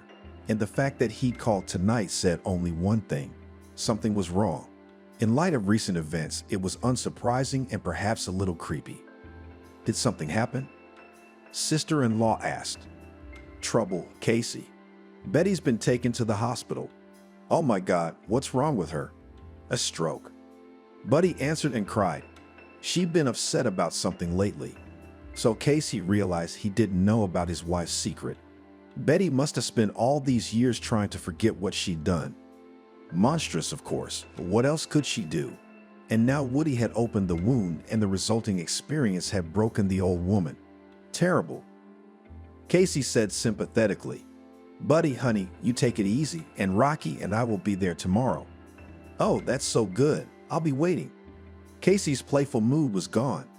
Trouble? Jerry asked. Betty was taken to the hospital for a stroke. She answered, Was it that? Probably. Nodded Casey. I'm really sorry about that. Yes. The young woman sighed. Jerry, take me home. I've got a headache. Yeah, sure. I guess happiness isn't for me, Casey thought bitterly as they drove out of the service station, but she said aloud, I'm sorry I ruined your evening. You didn't. Jerry smiled. What's it got to do with you? It's just that life isn't made up of pleasant events, and we'll have many more evenings. At least I hope so. Casey, I wanted to tell you. Let me be there for you. But you are. She smiled. Well, you know what I mean, don't you? Jerry said seriously. And then he stopped the car, and Casey fluttered like a caught bird. I love you. Jerry said simply, and without saying a word, he pressed his lips to hers. It wasn't until a minute later that Casey realized they were kissing passionately, and oh God, she seemed to be loving it. Casey, I want to be there for you, no matter what bad or good things happen. Is that what you want? Yes, she nodded. I really do. The lovers glanced at each other and their lips met again, and then Jerry drove Casey home. Looks like my sister's about to give me some good news. Lily smiled slyly. What makes you think that? Casey asked, a mysterious smile playing on her face. You're glowing. I haven't seen you like this in a long time. I bet you haven't. She grinned unhappily. Tell me, did Jerry confess his love? The sister was obviously eager for details. He did, but before he did, Buddy called with the bad news. Betty had been taken to the hospital. What about her? Stroke. Casey replied with a sigh. Well, that's something. Lily sighed. Conscience, I suppose. You don't think she's been tormented by it all these years? Yes, it's not easy to live with such a burden, and she probably hid it from her husband. Probably. Casey agreed. Who'd have thought it? Lily shook her head. A decent, intelligent, well-to-do family, and suddenly such skeletons in the closet. Did you think only marginalized people had them? Sister grinned. Lily wanted to answer something, but then her cell phone rang and the inscription beloved made her forget everything. Oh, come on. Lily gasped. I'll get Casey. Woody managed to find out that the gas tanker Joe ran into was stolen. It smelled of premeditated murder, and Woody suspected that the late Joe's twin brother had been put in charge. A motive? Yes, at least revenge for the fact that Joe had loving parents who gave him everything he needed for a normal childhood and adolescence. And his twin brother grew up in an orphanage. Of course, that's just my speculation. Woody finished his conclusions, and they require proof, but my gut rarely lets me down. There's a man on the force who owes me a favor. I think he can help us out, especially since we're talking about a felony. Woody was absolutely right about the location. Oh, this isn't going to go well. The pretty blonde sighed, snuggling up to her lover, who looked just like the dead Joe. I wish you quit all this, but the widow has nothing to do with it, and neither does your brother. If anyone's to blame, it's your mother. She ain't my mother. Archie cut him off. That was the first and last name he'd been given at the orphanage. All right, the woman who gave you up. Catherine agreed. But she's already been punished. Who knows if she'll make it or not? Stroke is a thing. Let her recover. Archie said, she'll find out that she was responsible for her son's death. Catherine just shook her head. She felt it would end badly, and still in the orphanage, Archie vowed to find his mother and take revenge on her. And why would you do that? Catherine said, his childhood love that went nowhere in his youth and then in his more mature years. Let it remain on her conscience. You're handsome, you're smart, and you have a good chance of making it in the world. So let her bite her elbows for giving you up. Archie wasn't convinced by her lover's words.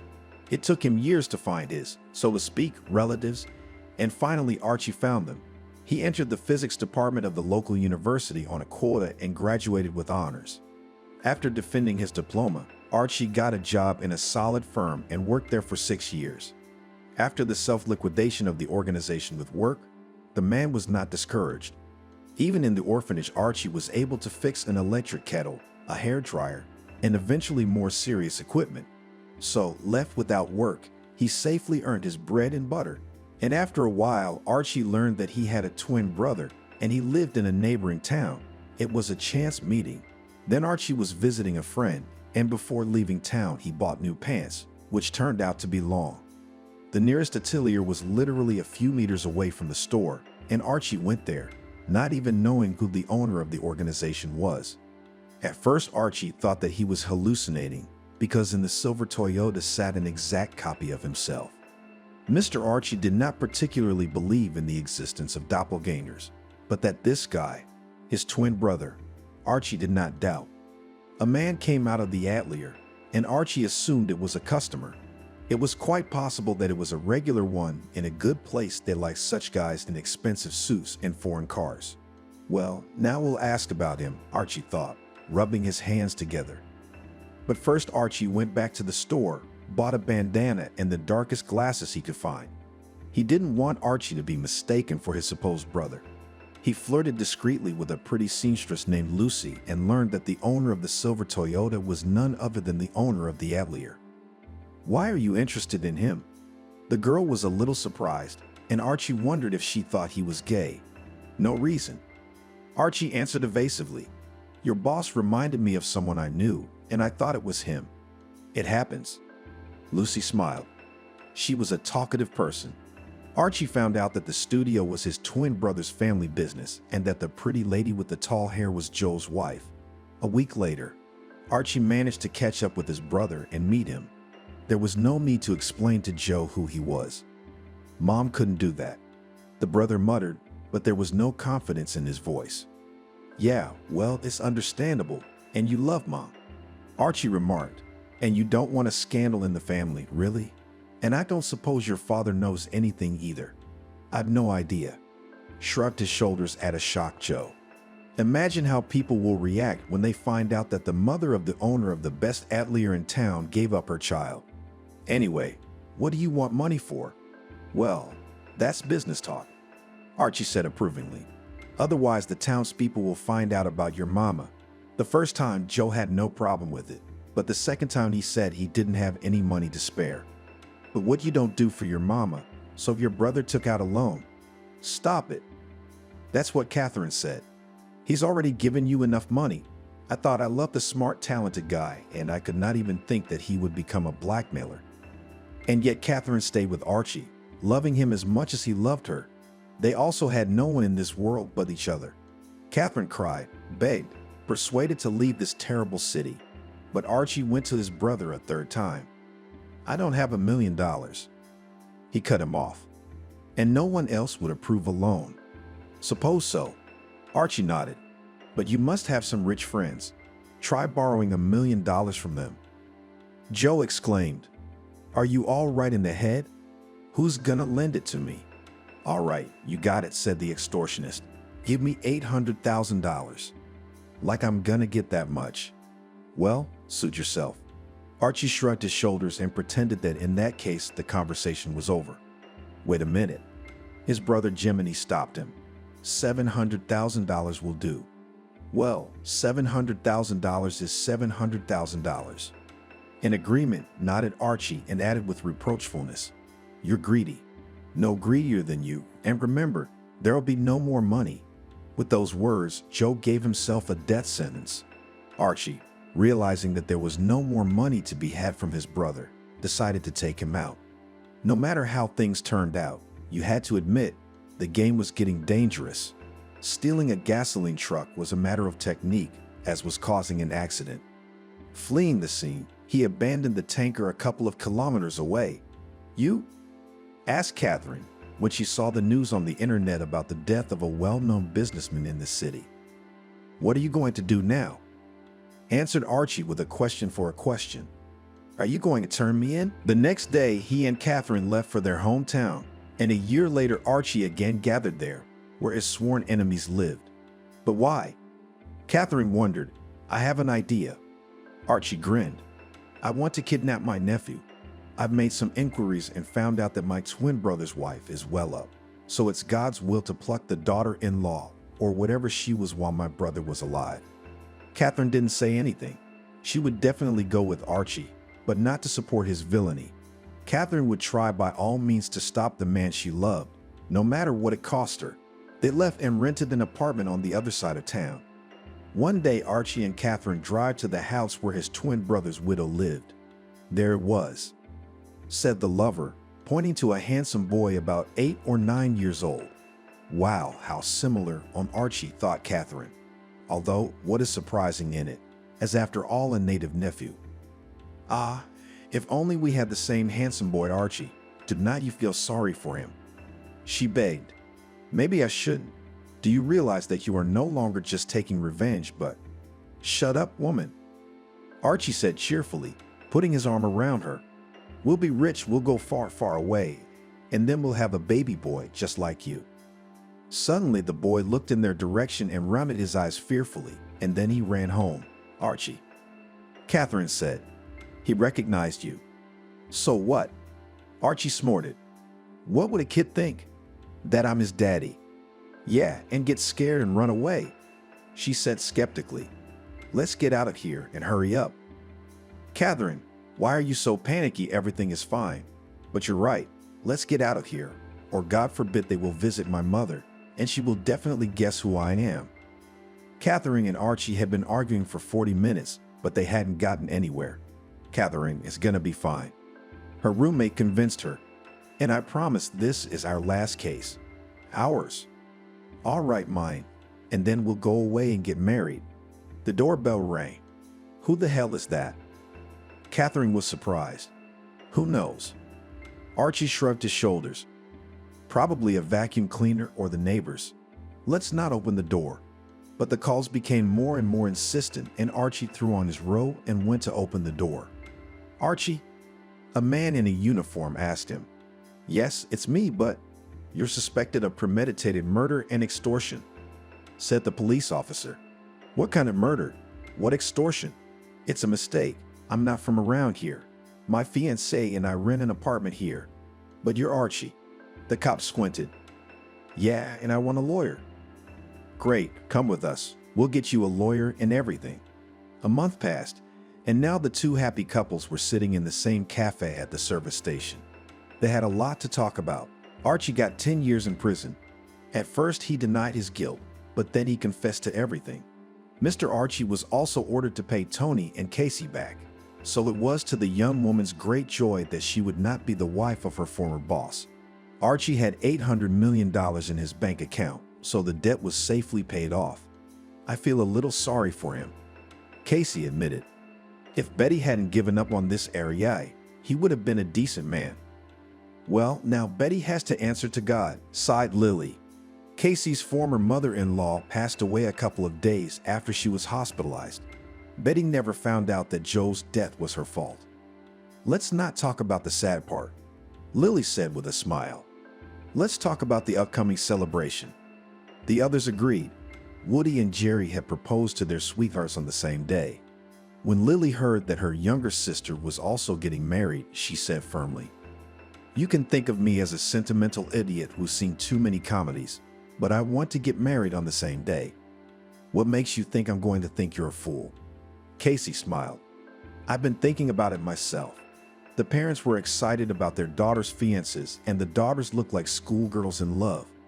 The discussion of the wedding banquet, which was planned to be held in their favorite cafe and nowhere else, was coming to an end when Casey received a call from her son. "How are your negotiations?" Rocky asked sternly. "In progress." With a smile reported the mother. "And you'll be free soon? It's my last class. Can I pick you up?" "Can Jerry?" "That's what we'll ask." Casey answered, thinking for the umpteenth time how lucky she was. Her son had accepted his future stepfather, and he had grown attached to Rocky. What more could a woman who's getting married for the second time need? "Jerry, can you pick up Rocky today?" Casey asked. "No problem," assured Jerry, and when she handed the answer to her son, he squealed with joy. "Do you, Woody, agree to marry Lily?" "Yes." "Do you?" Now right this minute, the world is richer by two happy couples, thought Casey, and there are more couples in the courtyard, and that's wonderful, because it means there's love. Immersed in her thoughts, she didn't even hear the registry clerk ask her the same question. "Casey, do you agree to be Jerry's wife?" The registrar repeated with a smile. "I do." Casey answered, catching herself at the thought that she was ready to shout about it to the whole world. "Yay!" Rocky shouted as the couple exchanged rings, and Casey cheerfully thought, "Well, my son did it for me." Darkness had always seemed to Angelica a living thing, and as long as she could remember, she knew that something lurked in it, waiting for the fateful moment, something that wanted to harm her. "You are quite big now," her mother said to her, putting her to bed for the night and carefully adjusting the blanket. "Don't you realize there's nothing there?"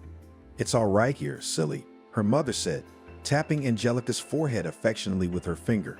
"Come on, grow up soon and nothing to be afraid of." On this inclement, thunderous night, standing in front of the window, the girl remembered her mother, who was gone a little more than a month ago. The still young woman had faded away in a matter of weeks after doctors had told her she had cancer. How had they looked it up? Nobody knew. Just Angelica's mom thought that fatigue is from work, from household chores. And now her daughter is all alone. Wrapping her arms around her shoulders, she pressed her forehead against the cold glass and stared into the darkness, the first floor of the house, and it seems that there, beyond the window, the abyss. It was well past midnight on the clock, but Angelica didn't even think about going to bed until the footsteps, the fumbling of her stepfather in the next room, were hushed. He was drunk again, and when he was drunk, Angelica was almost more afraid of him than of what lived in the dark. In fact, John had demanded that she call him Daddy from the very beginning as soon as he entered the family 4 years ago. But Angelica had never uttered the word for him. Yes, she didn't know her real father. Her mother had never told her anything about him, but John, never could he be a real daddy to her. And no amount of candy and toys and sweet words about how much he loved his girl could change that. And when he tried to give her a kindred hug, Angelica felt the grip of a snare. Angelica learned about snare, by the way, early because her grandfather kept one in his collection of antiques. Grandpa had his own room, and it always seemed to Angelica a cave of treasures. What wasn't there? Huge books, colorful rugs, strange pictures that her grandfather Robert called engravings. A big globe, not at all like the ones at school. And about the huge trap, her grandfather said it was a 19th century antique. When Angelica was little, she couldn't understand what the 19th century was. Even what her grandfather said didn't help. It was a time so long ago when even his own grandfather had been a baby. Robert also said that this trap had once been used to hunt special magical wolves, but Mama didn't like that kind of talk. She said that because of them, Angelica would never stop being afraid of the dark. Mom sometimes even demanded to throw this thing away, saying that even though it lies on the shelf, but still somehow uncomfortable, the aura in the house is spoiled. But grandfather only waved away and said that the aura, if it is at all in nature, spoiled people, but not things with a good family history. Daughter. Stepfather's quiet voice at the door pulled Angelica out of her silent stupor. She shuddered and turned around. Angelica, open up to Daddy. You're awake. Are you afraid of a thunderstorm, little girl? The nightlight is on. There. She clenched her teeth. What kind of little girl is she to him? A week ago she turned 18. But no celebration, of course. Shortly after her mother's funeral, no wish. Just that day had passed and that was it. Her stepfather only got drunk in it again and kept repeating that time flies, and she for him will always remain a daddy's daughter who belongs only to him. In general, the stepfather said strange things when he was drunk, and when he was sober, he did strange things. For example, he loved to move things from one place to another. For example, the mug Angelica used to drink tea from in the morning, and then began to say that no, he did not touch anything. It is with her head something apparently is not so. Go away, please. I'm tired. I want to sleep. Go away, you're drunk. Angelica's voice sounded unsure. The stepfather outside the door seemed to run his fingernails over the door. No, the stepfather exhaled hoarsely and the door opened. He stepped into the room, closed the door. What are you running from me for, huh? I won't hurt my girl. The stepfather licked his lips and Angelica felt nauseous. Suddenly, his hand reached out and put out the nightlight. Small in the form of a lantern, from which on the walls danced figures of forest animals and close to the stars. It was a gift from my mother long ago, and every night burned until morning. Turn it back on. Angelica's voice trembled. She couldn't bring herself to move from her seat. No, it wasn't completely dark in the room after all. There were lights burning in the yard, and the lightning seemed to strike without ceasing. But the disappearance of the source of warm, soothing light struck a whiplash on her nerves. Afraid of the dark girl. The stepfather was getting closer. What do you want? Let's talk tomorrow. I'm tired, Anne. Do you want to go to bed, my girl? The stepfather licked his lips again and hiccuped drunkenly. Angelica gasped, her body trembling. If now to rush forward and jump out into the hallway. You can wake grandfather. He will calm him down. Grandfather, though he was already 70, was not afraid of John and always protected his daughter and granddaughter from his drunken antics. Except that the stepfather was ahead of Angelica and rushed first, right at her. He dug into her shoulders, pressed her against him, turned her around and pushed her onto the bed. Her scream froze, not breaking through the sweaty hand clamped over her mouth. What, do you think you become a big girl and can disobey your father? She's already 18. So everything is possible, puffed stepfather. Angelica desperately resisted, but the forces, trivial simply by the weight of her stepfather and her, were not equal. The belt buckle jingled. Tears in the girl's eyes clouded everything around. Nightmare, darkness, the worst fears that she hadn't allowed to fully materialize in her head until now had become reality. Angelica snapped out a low, pitiful moan. But the one who hovered over her, it did not stop. Only seemed to inflame even more. A big one, so muttered the stepfather in a slurred tongue. You're already out with the boys, aren't you? And Daddy then, I sighed. Well, nothing. I'll teach you how to obey. And suddenly the door opened. The light on in the hallway illuminated the figure on the threshold. Grandpa. In an instant, he was beside her, and then some force simply yanked her stepfather off Angelica, tossed him aside like a sack of garbage. Barely, with difficulty she realized it was her grandfather who had done it.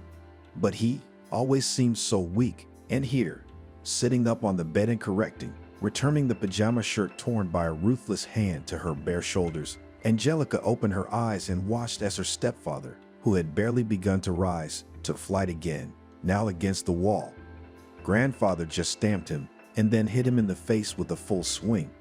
John yelled something, tried to swing his fists back, but the forces were not equal, and in addition, he was tangled in his own pants. Finally, grandfather gave him a final, from the heart, as they call it, a blow. from which the stepfather just howled and began to roll on the floor. And the next powerful blow, grandfather clearly deprived him of his senses. Angelica, the grandfather turned to his granddaughter. "Get dressed."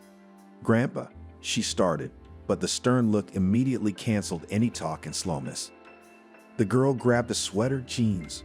Grandpa grabbed her stepfather by the scruff of the neck and lifted him off the floor. Not exactly carrying him, but dragging him. "Grandpa, don't kill him," Angelica exclaimed. "Well, what are you?" grinned the old man. "Teaching enough for a start. What we will do." "What are we going to do?" Angelica froze. "We'll leave. Right now." "What?" "Oh, granddaughter, I should have waited for nothing. I thought maybe he would come to the senses. You see, he's lost his human face." "No, we're leaving now. I've already decided where to. You obey your grandfather and pack your things. I'll call a cab and I'll lock him in the back room. He'll wake up in the morning, knock on the neighbor's balcony. He won't be lost. He'll live. Although, such a creature." With a hum, grandfather disappeared into the corridor. Angelica acted, feeling as if in a dream. Take out the bag, leave what was at hand. Oh, how lucky that recently in the room put in order and at least did not have to look for long documents and all the necessary little things. The tears had not dried up yet, but the girl was laughing nervously. What's going on? 5 minutes ago, she was suffocating under the disgusting weight of someone else's body, and now she's packing. Where to? Why now? Anyway, she didn't want to stay in this house. Mommy, you're gone, the girl whispered and slammed the desk drawer shut, grabbing her mother's last but most precious box. It was an antique, carved thing, in which she kept memorable little things different, as she herself said. And when Angelica was just a little girl, she loved to play with them, going through them as if the contents of a treasure chest. Ready, Dragonfly? Grandpa's back. Far away in the apartment, there were drunken shouts of her stepfather, who had apparently already come to his senses and was pounding on the door, locked in the room. Instead of answering, Angelica nodded. She went out into the corridor, then to the landing. Grandfather didn't lock the front door, just closed it. Now to the elevator and down. Why are we leaving? Where to? Angelica asked when they stopped at the elevator. Robert didn't answer right away. He opened his umbrella to hide himself and his granddaughter from the rain, then stretched out his hand and caught the cold stream of water in his hand and hummed, rubbing it between his fingers. He'd been thinking about it for a long time, about how it couldn't go on like this. Robert was silent when his daughter Celine decided to get back together with John. She decided, as she said herself, tired of being a woman alone. I brought up Angelica. She will be an adult soon. She will leave and what? I will be all alone then, she said indignantly and at the same time justifying herself. Yes, I made a mistake. I made a terrible mistake. My whole life was damaged. But what am I to do now? To be alone till death? Daddy, who needs me like this? There are so many young men, and here's a stranger's child, and even stranger, with strange things. No, John's not the best man in the world, but if he isn't, I'm afraid this is my last chance. Robert didn't argue. He kept the family together for so many years. I mean, he denied his daughter the right to a private life. Where with a kind word, and where with strictness, he had convinced her that Angelica's upbringing was her main task, her duty as a good mother. He thought, so really, it will be better. A small family lived, and as that, sometimes even, like it seemed that they were happy. Angelica's mom was so young when her daughter was born, only 20 years old, and it was not a planned child. And the father of the daughter, it was possible to consider that there is no at all. That is, roughly speaking, biologically, of course, he existed. But in that murky, dirty, cruel story revealed enough burning truths that Selena refused any connection with this man. Only her father trusted the truth, and he, feeling immensely guilty for allowing what had happened, agreed with her. Although he sometimes realized that no, he could not have prevented it. To be more precise, he could have. If Selena had told him everything at once, instead of being alone with her misfortune. In general, the father-daughter bond could have broken, split like an iceberg under the impact of waves, but it was Angelica's appearance that became the saving glue for her. The baby gave them strength, gave their lives meaning. Angelica had been dusted off. No, they care why when there's a grandfather who, possessing a sharp, developed mind, taught the little girl to count and write, looked after her, and along the way before he retired and after, generously spent on her most of his salary. She was his historian and culturologist, specializing in folklore, not that great, but with what the accountant received Selena for the needs of the family was enough. Angelica grew up a quiet, domestic child. She went to school, but she did not make many new friends. In general, with her and in the yard drove few people. Not because of her odd fear of the dark and a sensitive attitude to the fact that sometimes count the surrounding objects were so noticeable, no, about it only the closest knew. Simply Angelica was very timid, shy, did not show initiative in games, but she studied well. She obeyed her mother, and Mom was quite happy with that. She only sometimes regretted that there is no in her daughter a bright palette of emotions, that fire that happens in other children. But then every time mentally said to herself that even be happy about it should be. Maybe the daughter of her mistakes will not repeat. I wish Angelica never had to go through what she went through in her time.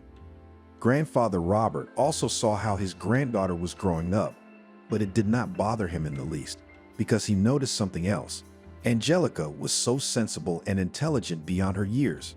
So what if she doesn't run around the yard with the other kids, but as peanuts cracking tasks from math and physics textbooks, eagerly argues with him, an old man about the deep meanings of the legends of Eastern Europe, and by heart can retell the most important dates in the history of Constantinople, not forgetting all the names of important persons of that time. Sometimes the granddaughter talked to her grandfather about the future, about what she wants to become, and every time she kept saying that she wants to be like him also to study history, culture, folklore. Wouldn't you get bored? Robert asked with a sly squint. It's more work in the office. It's not an adventure with treasures, as in the movies. But it's interesting, answered Angelica invariably. And you can work very much alone. What are you? You do not like human society. Are you a bear, which and alone in the wilderness of the forest is good? Once asked his granddaughter grandfather. And if I am a bear? Replied Angelica. He is big. No one will hurt him. No, grandfather, I love people. It's just, I think I'm something else. You're the only one, Robert grinned, and the best granddaughter I've ever had. And that, believe me, is even more important than science. And even if you become a fool and forget your alphabet and your name, I will always and always love you. Much later, looking back, Robert thought that he would not have allowed that Selena got together with John. But as if an evil fate, then Robert spent almost 2 months in the hospital, first finding himself there with pneumonia, and then, on the eve of discharge, had a heart attack. And when he returned to the apartment, it turned out that Selena not only brought a man, but also had time to sign with him. And she was determined that this was her last chance at womanhood, and she demanded that John be registered in the apartment. She said that if she didn't, she'd leave. She'd pack up her things and her daughter, and she and her husband would leave. Robert, with a broken heart, agreed to everything, but he kept an eye on his son-in-law. Scolded him when he drank in the first years. John as if obeyed. He worked, however, in different places, then a loader, then a guard at the warehouse. But Selena blossomed with him. She started wearing makeup and dresses, cooked a delicious dinner for the return of the spouse because she worked near the house and had time to patronize. Selena never tired of talking about how happy she was. Robert, after his illness, when the world, when one led to the other, suddenly began to feel guilty. That because of the long-standing fatal disobedience of his daughter and a keen desire to take care of his granddaughter, condemned Selena to a lonely woman's life. Robert had repeatedly told John that he was a stranger here and had no right to bring up Angelica, in general should not get too close to her. What are you going to do to me, old man? John snapped at him. You yourself will fall apart soon. You don't get out of hospitals. Actually, that was only half true. Robert was really old. He tried to take care of his health. He was a head taller than his son-in-law, broader than him in the shoulders, and in principle, he never complained of feeling ill after he came out of the hospital. Robert always believed that men in their family were strong. His own great-grandfather had lived until he was 104 years old and had kept a large farm in the village until the last. commanding everyone so that even the mice went on a string. Robert did not run himself ate without excesses. Morning began with exercise and even went to the gym, bought a subscription. Which, by the way, very funny, Selena. If you want your father to be an old man, then I'm sorry, my daughter. There will be no such thing. Yes, he's sick, like all people. But is that a reason to suddenly abandon yourself? Time passed, and one day Robert realized no. John was looking at Angelica for a reason. The bastard suddenly began to throw phrases that here she will be 18, will be a bride, will be a girl in the very juice, and it must therefore, from the grooms to protect. Robert could not listen to how Selena takes these speeches as a joke, even happy that stepfather, you see, ready in advance to protect the honor of stepdaughter. When it became clear that Selena is sick, Robert suggested let's sell the apartment, start treatment. He also offered to sell his house in the village, but she was against it. No, I can't do that to Angelica. This is her future. She needs a good place to live. And me, I guess it's my time. I guess it's for the way I used to be. Robert felt like hitting her for the only time in his life, just to slap her so she'd come to her senses and stop talking nonsense, because he'd long ago decided for himself that what had happened wasn't Selena's fault. She was just too young. She didn't go to anyone for help. They could have just left, fled to the city, and then, after his daughter's death, the only reason Robert didn't collapse into the black abyss of despair was because he knew Angelica needed his help. He realized that with John further to live under the same roof they cannot. He was not ashamed to drink at home, and on all attempts to talk shouted that he was in grief and in general he was registered here. Robert decided to do otherwise, to move out, taking Angelica with him of course, and then already sell the apartment. Slowly began to learn everything, and the place where to leave, prepared. But here's how it all turned out, that I had to hurry. And now when they were standing at the entrance, all these events and decisions of the past flashed before their eyes. Grandpa, where are we going? Maybe we should go back in. Okay, Dragonfly, listen to me. Robert turned to his granddaughter and put his hand on her shoulder. I thought I'd tell you everything later, well, as it is now. We can no longer live with this man. You yourself, a big girl, should realize what he's like. I'm an old man, of course, but I'll take care of you. There's a place where we can stay while we decide everything. We'll leave town. Grandpa, what about it? I have to prepare to enter next year. What about me? There's a library in town. Angelica did not realize that her thoughts were occupied with such trivial matters of the future, but they rose up in her mind like a barrier protecting her from the aftertaste of the attack. You will, Robert answered. The time is September. You'll have plenty of time to get ready for admission. I'm sorry, Dragonfly, he added more quietly. I should have taken you away earlier. The old fool. I kept thinking that I had to finish this and that. To hell with everything, just to keep you safe. It's not your fault, Grandpa. Angelica's voice trembled. Why did Mom bring him? Your mom just loved and did not listen to her mind. It happens in life. Well, granddaughter, do not cry. I want to go back and unscrew his head. Angelica sobbed and hugged her grandfather. Don't. Let's really just go away, even to the end of the world. And where are we going? To your friends? No, Dragonfly. We'll go to my small homeland, to the village of boars. Boo, that's all the girl could say. She would have been less surprised if her grandfather had said that they were going, say, to Paris. Angelica knew that this village was somewhere far away, but she had never been there. Her grandfather had once told her, when she was still a little girl, about those places, about how free and beautiful it was there. But then Mom heard it and yelled at Grandpa. She said she shouldn't tell her daughter about it. She'd had enough of that damn place.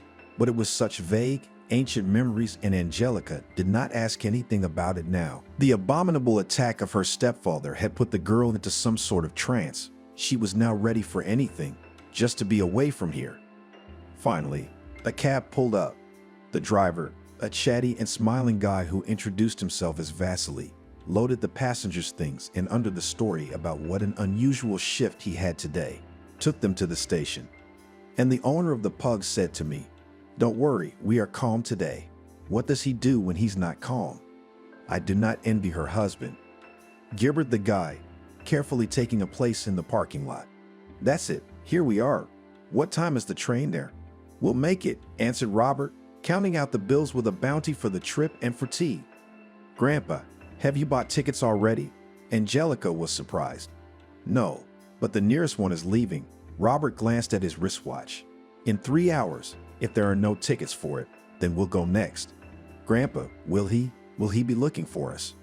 Who knows? But don't be afraid, smiled the old man. I won't let him hurt you. Now let's get to the boars, rest, and slowly get on with our lives. Look, Dragonfly, there's a 24-hour buffet. What do you say about the pies? Unhealthy, fried, but tasty. I will, smiled Angelica. Luckily, the train tickets were available. Robert paid for a whole compartment at once so that not a single living soul would not interfere with the journey. Unfortunately, we don't have grilled chicken and boiled eggs, but there is a restaurant car, so we won't starve. Give me that bag, granddaughter. Careful, put it here. Something jingled in the bag. Robert carefully placed it. Angelica frowned. It felt like a box. Grandfather, is there a trap in there? Robert nodded. Grandpa, you told Mom you were going to throw it out. Yeah, that came out badly, but that memory is mine. That trap? What's that? Oh, Dragonfly? I'll tell you later, but for now, he doesn't ask for food and drink, and he won't jump out from under the shelf. Won't bite, right? So forget him for now. Forget him. Let's better make the bed, and you go to sleep, or look, quite sleepy eyes. Angelica agreed. Now, under the measured clatter of wheels, when with every moment the train carried away farther and farther, she suddenly felt so tired. Still, however, wanted to wash to wipe with a washcloth all traces of touching stepfather, but now it was impossible, and therefore could wait. Early in the morning, when the dawn was already dawning, Grandfather woke Angelica to admire the view outside the window. It was really a breathtaking sight. The train was rushing past the river, on a vast meadow in front of which cows were grazing. Summer was running, flying to the end, and the cattle were walking on the last succulent grasses. A little later, they took tea, and breakfast was served by the conductor, and Angelica plunged into what she loved more than anything else in the world, Grandfather's story. He told her what they would soon pass by, and then the view of a half station or some village acquired a special, deep, and fascinating meaning. What are we going to do there, Grandfather? To live, granddaughter. We spent too long in the city, and you've never seen anything but it in your life. I have a house there. A real one? Angelica gasped. Well, not a toy, Robert grinned. It was built more than a century ago. It has a solid piece of land. True, almost everything stood unattended. What do you mean, almost? Well, there were people to keep an eye on things so they didn't fall apart. But all in all, we'll live in a wilderness, granddaughter. But believe me, that's what will do our hearts good now. The road took a long time. Sometimes we went out at small stations to stretch our legs. And also, Grandfather always bought something to fried seeds or homemade dry fish. Angelica tried it all with apprehension, and even tears. Mom would not approve cooked by unknown person, unknown in what conditions. But Angelica also believed her favorite grandfather. Grandpa, well, what kind of village is this? Angelica said in surprise, diving out of the screen of the smartphone, in which she had been sitting for the last half an hour. Almost a city already. Yes, the boars have changed, but fortunately, civilization is slowly coming, and the spirit of the old, as they call it, lives. And you, what are you? Quite urban at me. What else? Angelica shrugged her shoulders. Ed, that's what I mean.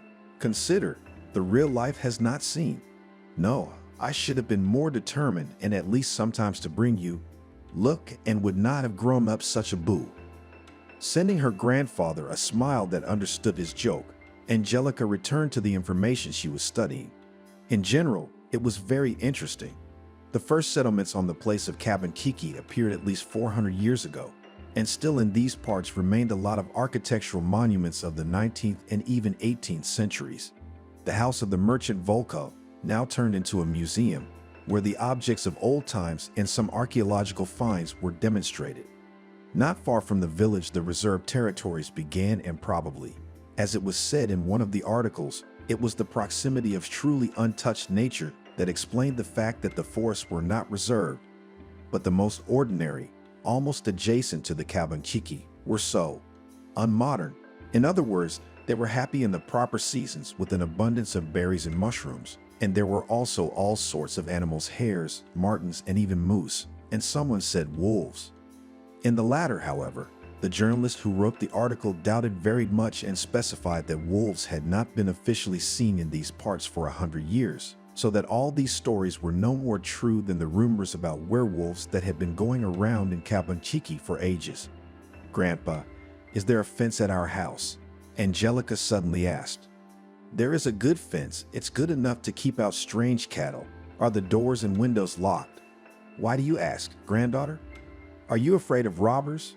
Playing mysteriously with his eyebrows, grandfather asked, and Angelica smiled involuntarily. "It's just that we will live alone. Don't be afraid. Outside bandits don't climb there.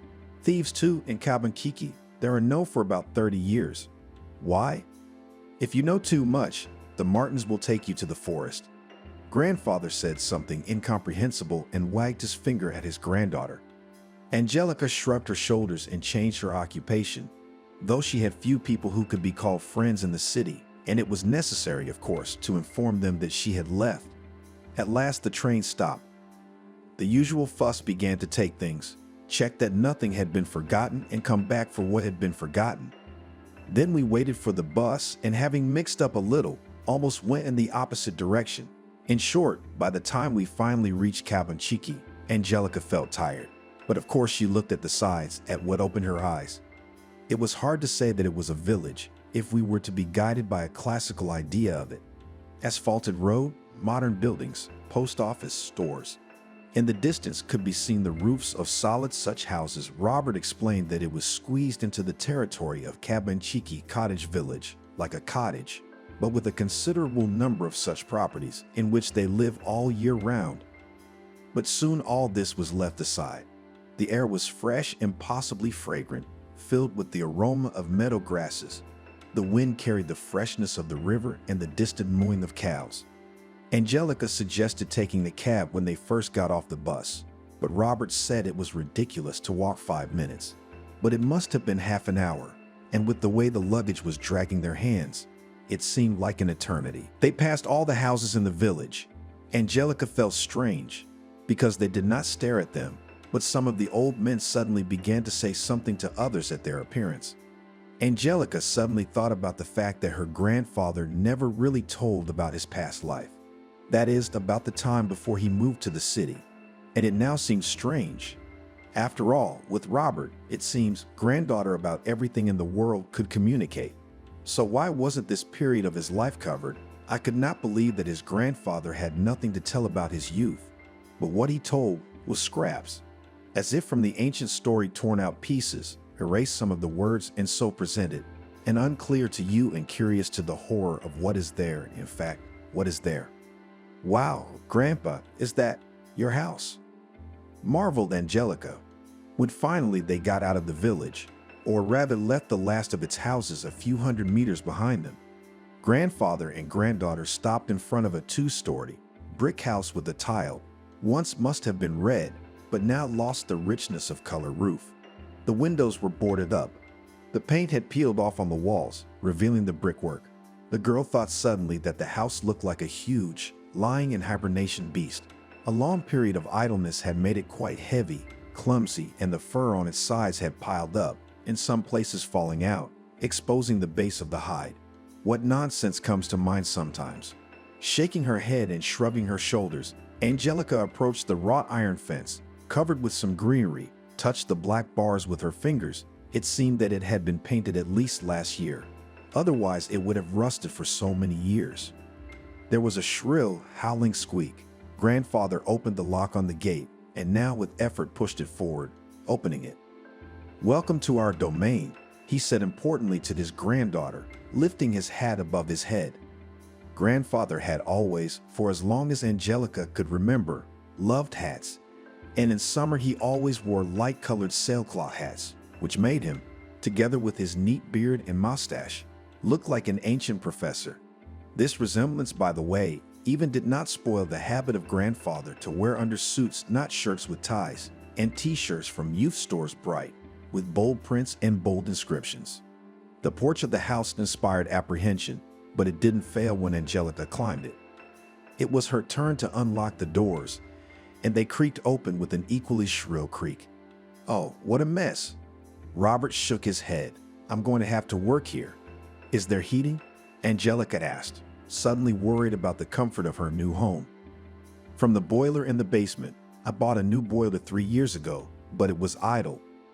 The girl only shook her head. It was surprising and strange that the grandfather cared so much about the place where no one lived for many years, in which they did not even go on vacation.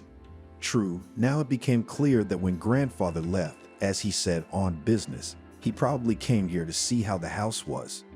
A spacious hallway with a wide staircase going to the second floor created the illusion that the house was much more spacious than it seemed from the outside.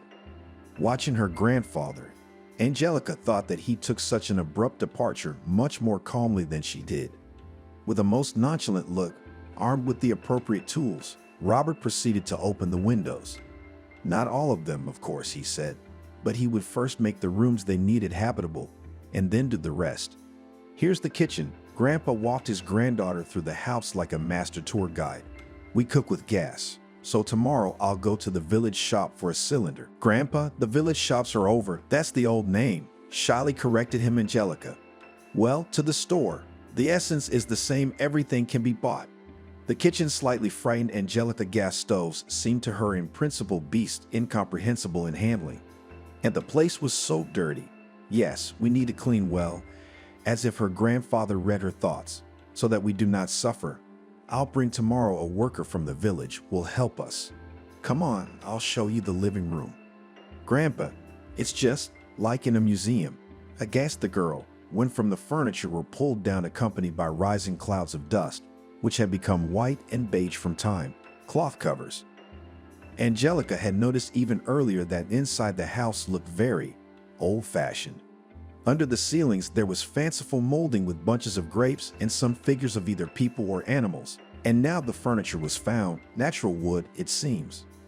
The girl ran her fingertips over the lacquered surface, sighed, unthinkable, and all this beauty was idle for years. She even felt sorry for the house.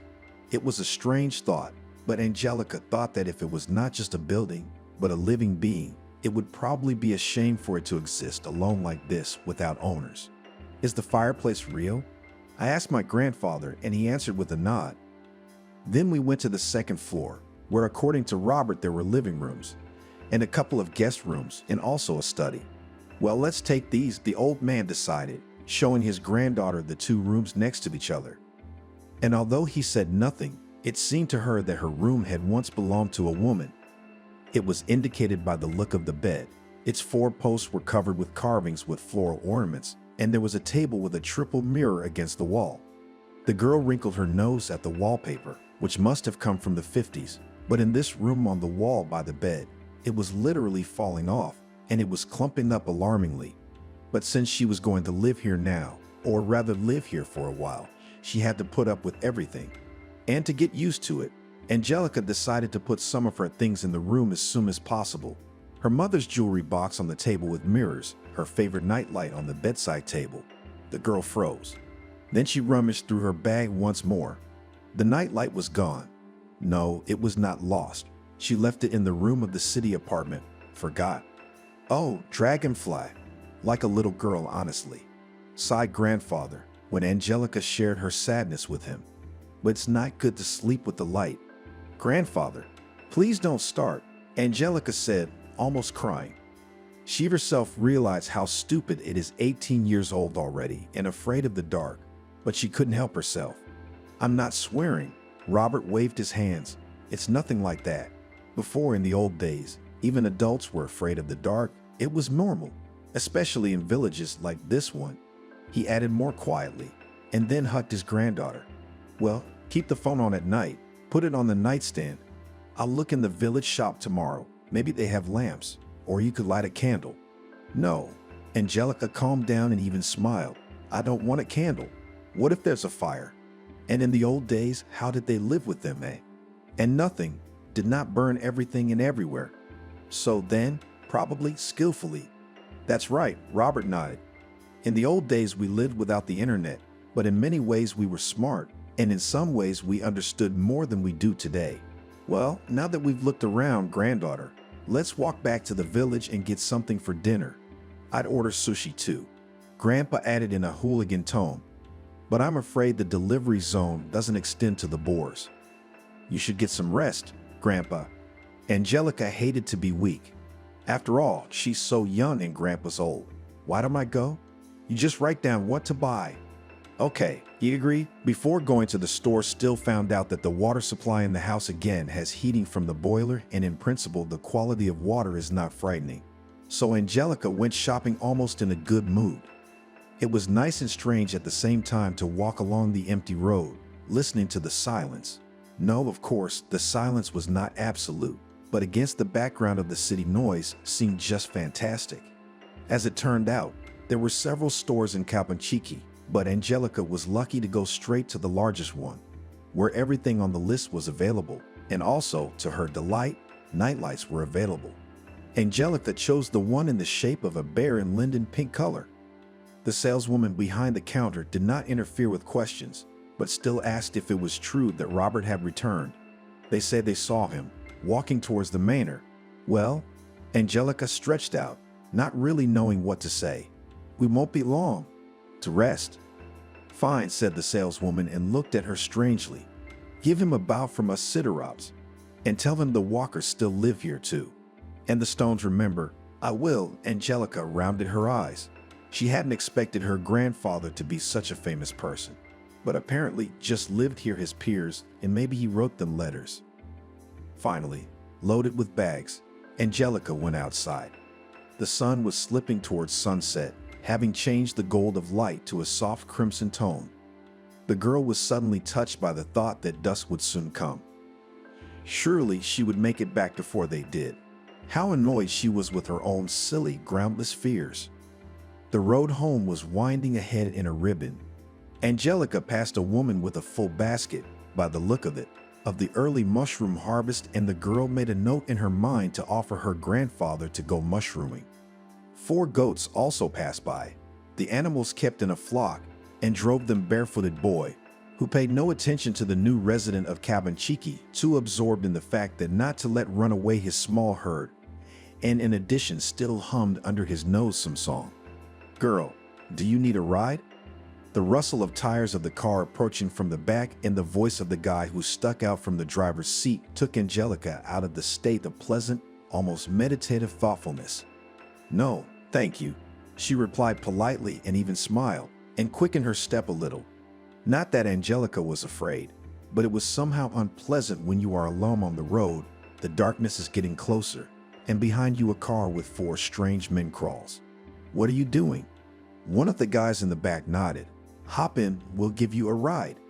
Are you afraid? The driver grinned. Why so? Are you a city girl? Angelica shuddered. Only this is not enough. What to do now? Turn around and go back to the village where people are. Drop the heavy bags and run? Hey, what's the big deal? A new participant in the events unfolding in the dwindling twilight approached from the direction of the village, just like the car, but on a bicycle. It was a tall, blonde-haired guy wearing glasses with round, old-fashioned glasses, and Angelica, though the situation did not dispose to the thoughts of outsiders, but thought that he looked something like a student from the old Soviet movies that her grandfather liked to watch. Even dressed similarly, plaid shirt, vest on top, but the jeans and sneakers, of course, are quite a modern detail. Hi, Alexander, gritted his teeth and averted his eyes the guy who was in the driver's seat of the car. Nah, just offering a ride. Well, the blonde grinned and slowed down completely, stopped the bike, so that he was exactly between the car and Angelica. Would you ride? Come on. Another guy from the car spoke up. We didn't do anything wrong. I'm sorry. All right, let's go, guys. And the next moment, the driver hit the gas and the car sped forward, and there, a lot farther on, turned at a fork, now heading somewhere towards the city, like somewhere. Is everything all right? The blonde turned to Angelica. Thank you, she smiled. Yes, you saved me. No, he replied. It's Max and his friends, they're locals. Hooligans, of course, but generally harmless guys. But their company seems to have frightened you. If only a little. I really recently came here, only today. I came with my grandfather, completely dared to communicate with the stranger Angelica and waved her hand, pointing to their house. That's where we live. Oh, so Robert's back, the boy said thoughtfully and sent Angelica a very strange look. May I offer the chivalric services of a chaperone? We're kind of safe here in general, but still, I wouldn't want to interfere with your plans, Angelica said in a hurry and blushed embarrassed. You're not interfering because I'm just out for a walk, the blonde replied. I'll help with the bags at the same time. He patted the basket on the bike rack with his hand. Thank you, Angelica agreed, still embarrassed. If it really doesn't bother you. By the way, we haven't introduced ourselves. He held out his hand to her. Alexander. Angelica, answered the girl.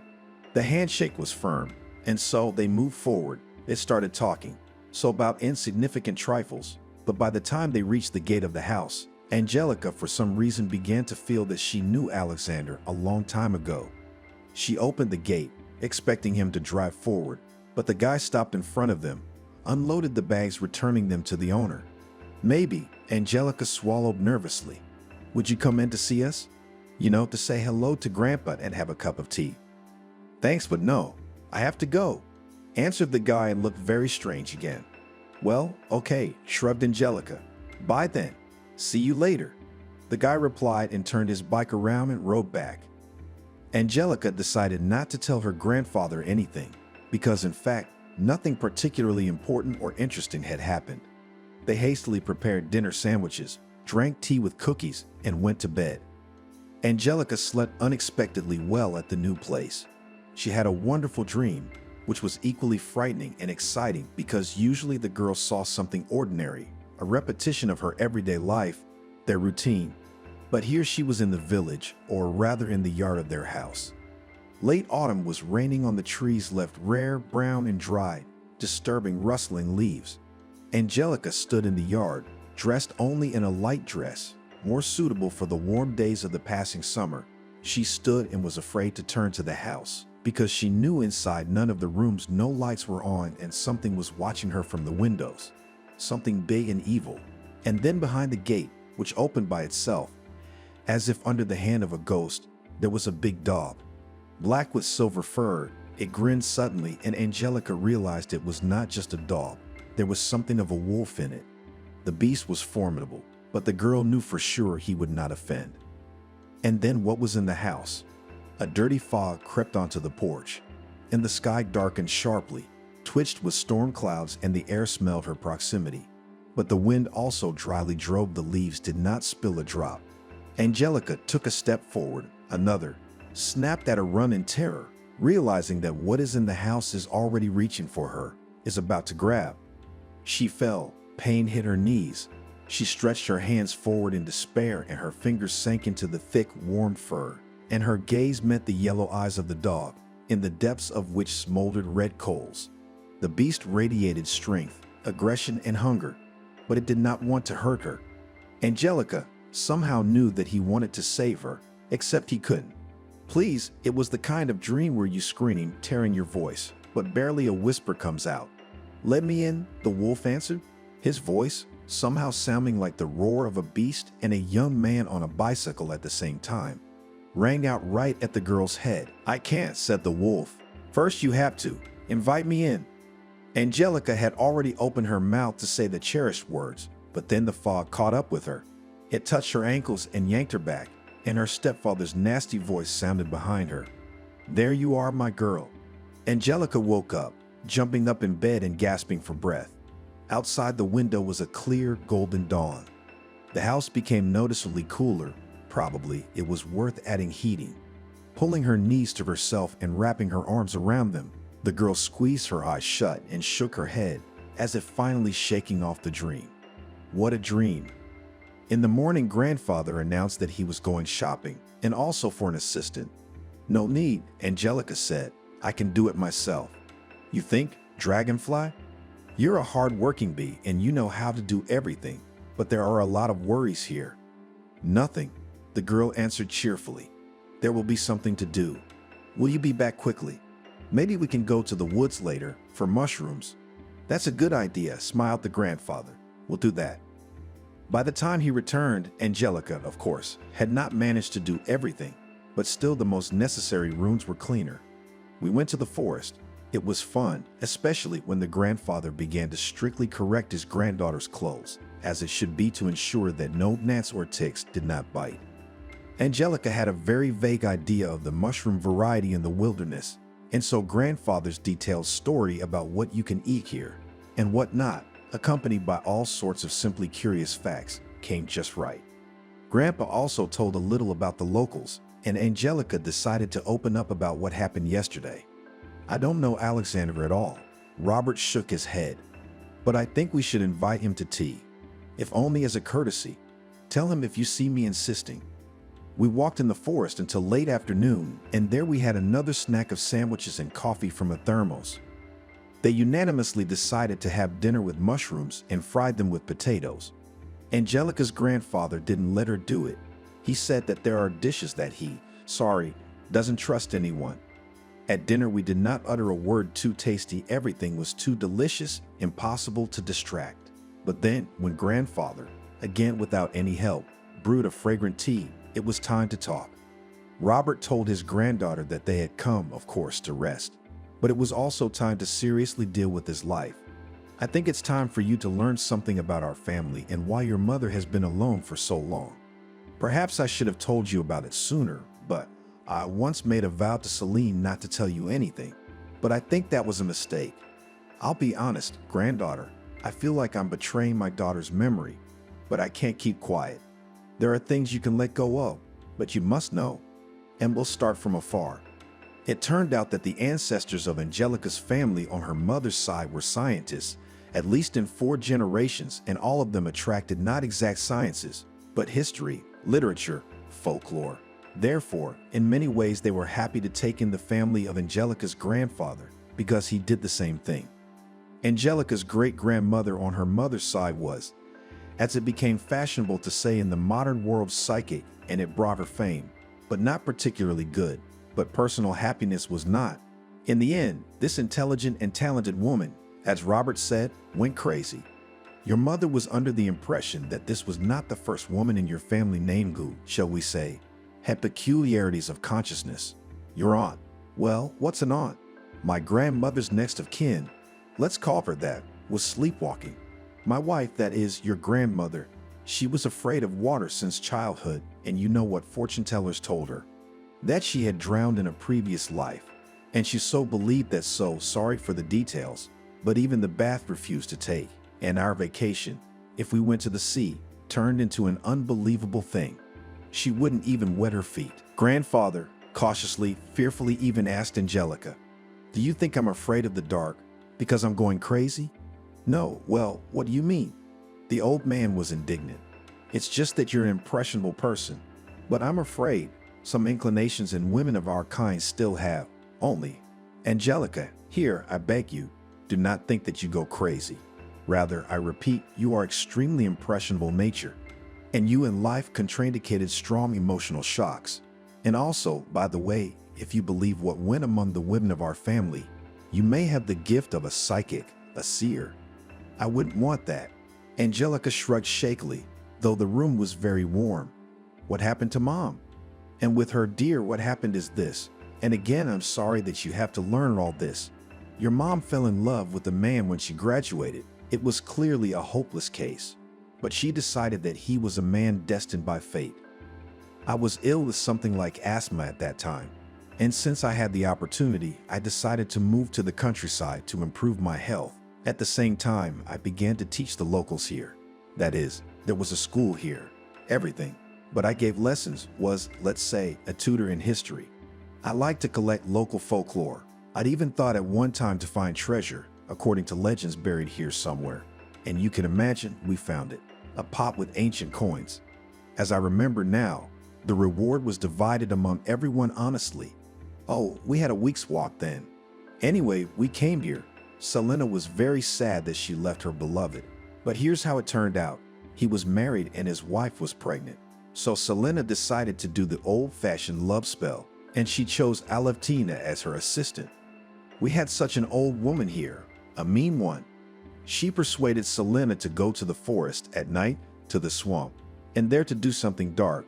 In general, when we returned to the city, the man himself began to run after Selena.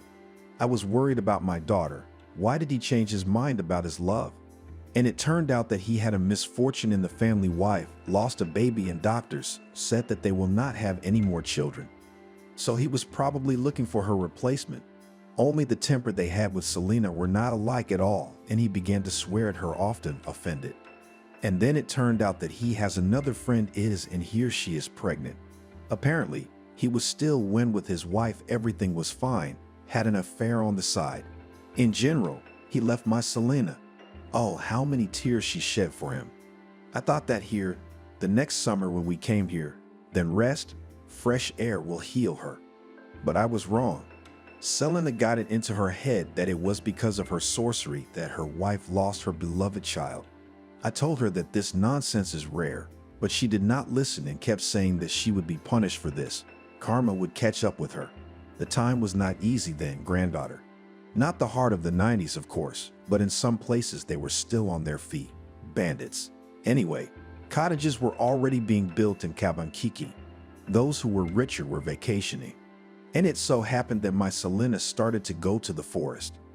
The same Alevtina advised her, of course, not for free. Some rituals to remove the consequences of the spell. And one day Selena ran into bandits in the woods. They were having some kind of showdown. In general, it was a bad business, but it so happened that the leader liked her. He said he'd let her go as anyway, she had to lie down with him so he could pretend she wasn't there, so that he'd quiet his men who were afraid she'd tell someone what she'd seen. Here, she went to this man for several days. More precisely, she ran away in the evenings and came back in the morning. She revealed herself to me when they were already back in town, and it became clear that she was expecting a child. That's how, granddaughter, you appeared. Angelica listened, and it seemed to her that grandfather, of course, about another person, because, well, it could not all relate to her favorite mother, to herself. But the realization that it was true and it was all about her, her family, still came over her. Robert paused and then, reading from his granddaughter's look that she understood everything, continued. He tried to find that man, but it turned out that the leader had run away. Someone had gotten into a fight, and he had to flee. And Celine told him not to look, not to anger. Angelica was tormented by ambivalent feelings that night. On the one hand, she realized how important it was to understand what was happening to her mother. But on the other hand, now she knew for sure that her life would never be the same again. And it seemed that now there was something in her that confused everything even more, pushing her somewhere forward, into the darkness. The next day, grandfather said that he would be very busy. He had to call his friends in the city, who promised to find a good realtor, and also to send some documents on the apartment to slowly start a big deal to sell it. Not now, of course, but later, when the inheritance will all work out. But we have to start now. And what should I do? Angelica sighed. Oh, dragonfly. Really like a little. Well, think of a case. There you can continue to clean the house, you can cook dinner. Robert curled his fingers, enumerating, but then, seeing the upset face of his granddaughter, decided to give another idea. Better yet, go to the library. It's a good one here. Here, now I'll write you a list of books to look at there. I'm thinking of writing a book on local folklore. So you, look and bring these. Such a case could not be called particularly exciting. But firstly, Angelica, it seemed much more interesting than sitting at home. And secondly, the girl mentally again scolded herself for the fact that even ranted. And so she decided to bring what her grandfather needed. And as soon as he came back, to do, in fact, lunch. The library turned out to be exactly as Angelica had expected, small but very cozy. The smell of books was joined by the scent of fresh wood, recently renovated.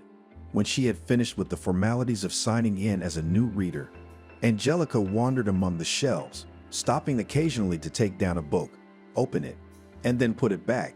She didn't feel like reading at all, so she decided to just quickly pick up whatever her grandfather had told her to bring. Ouch, said the girl when she pulled one of the books, but it did not yield. Then she pulled harder and the volume slipped off the shelf, and behind it was found a man. So it happened by chance that at the same time they wanted to take the same copy. Hello, said Angelica and smiled, because the other visitor in the empty library at that hour was Alexander. It seems that we have already changed to the first name, he smiled. Yes, sorry, I'm sorry. The girl was completely confused and hastily handed him a book. Take it. I think you were the first to take it. It's okay, he refused. I was just looking for something to read on local legends, and you seem to be collecting a list, he nodded, his eyes pointing at the sheet clutched in Angelica's hand. My grandfather sent me. And what do you need it for? For myself, for the book. Are you a historian too? Angelica was surprised. No, I'm a writer, and I'm working on something. I decided not to waste time while I'm resting here. Maybe. Can you recommend some literature? I'm looking for a werewolf book. That's for Grandpa, Angelica answered immediately. I don't read that kind of stuff. I don't like horror stories. Oh, you're missing a lot, Alexander winked. It is natural in human nature to strive for safe fear, and that's what we experience when we read appropriate literature or watch movies. No, confidently continued to refuse Angelica. I somehow and in life, she awkwardly coughed. By the way, and maybe, really, on Tito has come over. Maybe. The guy seemed to answer simply, but there was something infinitely stubborn in his voice, as if he was never going to come to visit. But he did come. That same day, he showed up at 7 o'clock in the evening with a bouquet of flowers and a cake. Oh, this is unnecessary, Angelica said embarrassedly, taking the bouquet. Oh, what do you think? Alexander jokingly replied, going into the house. I brought the cake just in case. What if you are a terrible cook? Winked at the girl. Angelica almost choked with indignation, but then, appreciating the impertinent joke, grinned. I do serve a birch bark pie to harmful guests, but such pretty blondes can count on something better. Grandpa greeted the guests friendly, but without any jokes. They sat down to drink tea and the conversation began. It turned out that Alexander came to Cabanchichi to rest from the bustle of the city and at the same time in such favorable, inspiring conditions to work on some of his literary projects. He was 24 years old. He had recently graduated from the Faculty of Philology and was going to devote his life to literature, not only as a writer, but also as an editor, and the guy planned to work in a publishing house. Alexander generously told about himself, except for his family. He got off with general phrases about the fact that his father and mother are no longer in the world, and naturally, after this, neither Angelica nor Robert did not begin to ask about anything else. And then, somehow so imperceptibly, it turned out that Alexander and Angelica began to see each other more and more often. They were, in fact, meetings of friends. It turned out that Alexander knew only a little less about the local area than Grandpa Robert. Alexander showed Angelica an amazingly beautiful forest lake, and although now it was completely out of season, but from his words she easily and vividly imagined how in early summer it is covered with lily flowers. The guy invited her to go down into a small cave. Even more likely it was a grotto, but Angelica flatly refused and panicked. And he also did not hide the fact that she tries not to go out after sunset. And one day he asked her directly, "Are you afraid of the dark? Why do you say that?" Angelica answered as if indifferently, but her heart froze. Because it seemed to her just nightmarish if the guy she had already begun to like so much and with whom she spent more time than with any man she had ever known before, found out about such a stupid, just shameful fear of her. It was just a thought. Angelica snorted indignantly and hurried to change the subject. But gradually their meetings began to take on a slightly different character than it could be with friends. Alexander began to look for opportunities to touch her more often. Angelica, without understanding why, but avoided it, somehow shrunk into a lump ball. And once when he saw her off and parted already on the porch of her house, Alexander reached for her face, fingertips outlined her cheekbone and went down to her chin. He said nothing, but came closer. "No," the girl exclaimed and turned away abruptly. Her head was pulled into her shoulders, her palms pressed into the shoulders, pushing away. Angelica did not know that in those moments Alexander managed to read in her eyes fear mixed with disgust, and he realized that these feelings did not apply to him. and he wanted to tear to shreds the one who dared to hurt the one who became indifferent to him. Alexander swore to himself that he would not hesitate to find out who Angelica had met before, and then he would find out who treated her unworthily. But right now he pretended that everything was fine, and simply, as if nothing had happened to say goodbye, left. One day the girl came home from the store and, sorting out her purchases, began to recount to her grandfather the conversation she had with the saleswoman. It was an ordinary, in fact, meaningless chatter, until Angelica mentioned that according to the sales clerk, Alexander really liked to vacation here. Just a few years ago came with his father Billy. What? Grandpa asked the question so sharply and in such a tone that Angelica jumped and almost dropped a carton of eggs, which she was going to put in the refrigerator. Well, I told you that Alexander is here with his father. Say his last name again. You said Billy. Yes, nodded the girl, not understanding at all what the matter was. You mustn't see him again, Robert said, and sat down on a chair, putting his hand to his chest. He was having trouble breathing. Oh, that's it, the creature. Grandfather. Angelica was frightened on several occasions at once, both that her grandfather was ill and that he had reacted in such a way to the mere mention of Father Alexander's name. Are you sick, doctor? No, granddaughter. The old man wrinkled his nose. Everything is fine. No need for a doctor. I'm not quite decrepit yet. And as for that young man, you mustn't see him again, do you hear? But Angelique blinked a lot. Why? Robert looked at his granddaughter carefully. He shook his head. Sweetheart, just trust me. It's better this way. But we have, began Angelica suddenly. We are with him. He called me. On a date. What? Grandpa started to get up, but then he sat back down. That's it. No, it's impossible. But why? Did he do something wrong? Why are you forbidding me like a little girl?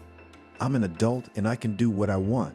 No, as long as I'm alive, you can't see him. Barry's son can't be a good man. So this is about his father. Angelica finally figured it out. Did you two know each other? Robert got up at last. He came closer and put his trembling hands on Angelica's shoulders. Yes, granddaughter, Billy. That was the name of the man who, that's your father. Billy is the thug who crippled your mom's life. Alexander is his son, which means he's your brother. Angelique felt like the air in the room had run out. It had just been there and then it was gone. Instead of it spilled flames. And it now hit her chest with a heavy wave, making her gasp, look around panic-stricken. The girl waited in panic when she would lose consciousness, fall awkwardly on the floor. Yes, she would fall and hit, but for some reason it was not happening. What was said simply could not be reality, no. That her Alexander, that man who could so easily make her laugh, whose innocent touch awakened a storm of feelings. He turned out to be her brother? That's impossible. It's wrong. It shouldn't have happened like this. The evening and night, in which Angelica barely closed her eyes on the verge of dawn, seemed to her an agonizing eternity. Again and again she asked her grandfather how could it be? Could it be a different Billy? But he answered that no, it was. After all, this man, who was mentioned in the store conversation, many people remembered here until now, he heard the whole neighborhood in fear. Angelica did not know what to think. She suddenly remembered how Alexander had scared those guys in the car away from her. They so backed off. Can it be that appearance and impressions all turned out to be deceptive? That his father raised Alexander to be a copy of himself, and he's just as much of a monster? And also Angelica could not understand. Did Alexander himself know about it? Did Alexander know that his father was a bandit? And although her grandfather ordered and practically begged her not to see him anymore, Angelica decided to do her own thing. And the next day, she went to the place where they agreed to meet outside the village, near the forest edge, where the field began, from which the rye had recently been taken off. Seeing Alexander approaching, the girl got up from the stump where she had been sitting before and clasped her hands. "Hi," said the guy and frowned, noticing her face with such an expression, which mixed fear, disgust, and hope. He had never seen her before. Angelica decided to deal with it quickly. "I was told your father's name was Billy. Is that true?" He was a gangster, wasn't he?" Alexander was taken aback. He hadn't expected this conversation, Or rather, he hadn't expected it to happen so soon and in such an uncomfortable way when he wasn't the one setting the tone. Yes, Billy was doing business, not quite legally. He'd been punished for it, and then went back to business without a mistake. Mistakes. Angelica gasped and took a step back. So you call the dirt and blood on his hands mistakes? Angelica, calm down. I didn't put it that way. I only meant to say that at the end at the end. I'm more interested in how it all started. Your father, the girl sobbed. My mom. Alexander closed his eyes for a moment and then, opening them, looked, as it seemed to Angelica, into her heart. I know. Angelica, listen, I have so much to tell you. There's a lot you don't know. And I. So you do know? She exhaled. Do you know that you are my brother? Said the girl in a colorless voice. You are my brother. You knew that too, man. You asked me out. You almost kissed me then. How could you? How could you? Angelica felt nauseous. A suffocating, viscous lump of it seemed to flood her entire being. And it was a feeling she knew well. She had experienced it when her stepfather had attacked her. Grandfather was right, the girl sobbed. Angelica, I'll explain everything. I don't. The boy started, but Angelica, having shrieked briefly, didn't let him finish and slapped her cheek with the palm of her hand. Angelica had never hit anyone before, and it became so hard. It seemed that inside now breaks off, burns out something infinitely valuable, which will never come back. I hate you. I hate you. Don't you dare. Come near me. Choking on her tears, Angelica retreated. Never. Do you hear me? Never. And she ran. The wind blew in her face. The weather began to deteriorate, and from the horizon floated rapidly, carried fluffy monstrous thunderclouds. Alexander did not rush after her. He stayed where he was. He just didn't know. He didn't know how to say that she just didn't know the whole truth, and that they could be together. There's no obstacle to that. She just didn't want to hear about it. He was also distracted by a phone call. It was a call from a man whom Alexander had instructed to solve an important issue, and from the first words, as he answered it, it became clear that everything was much worse than he thought. Already approaching the house, Angelica began to suffer a bad feeling. The girl froze when she saw a white ambulance in the yard, and then rushed forward, as far as breath and strength after running from heartless, disgusting betrayal. Grandfather? Grandpa, screamed the girl, rushing toward the stretcher that was being loaded into the car. What happened? Are you his granddaughter, Angelica? Asked the doctor, who caught her carefully. He called for you. It's okay, he's alive. A heart attack. He needs to be hospitalized. You can come with us. The young doctor spoke quickly and clearly, keeping eye contact with the distraught girl. Yes, Angelica nodded. Of course he wanted to come. And so scared for dear beloved grandfather that all other problems, his own broken heart, all receded into the background. In the end, after the grandfather was in the ward of the hospital of the district center under the careful supervision of doctors, Angelica had to go back, with great difficulty, but the doctors managed to persuade her that spending the night in the hospital is not the best idea. Besides, the patient needed to bring some necessary personal belongings from home. And only when she went outside, Angelica realized that she had neither money nor even a cell phone with her. And meanwhile, it was getting darker and darker. Wow, what people! A car with guys from the village slowed down near her. It's cold to look at you, smirked the one who sat in the driver's seat. Angelica was surprised to realize that it was really cold, and she was wearing a light dress, which she had chosen in the morning, when the weather was still wonderful and warm in summer. Are you waiting for the streetcar? The guy in the back seat asked snidely, but immediately received a poke in the side from his buddy. Stop laughing. Can't you see something's wrong with her? He leaned out the window. What's wrong? Angelica did not like to cry in front of strangers, but here she burst into tears and said that her grandfather became ill, and she did not know how to return home. So get in, we'll give you a ride. The driver waved an inviting hand. Well, if you're not afraid, like last time, we're honest.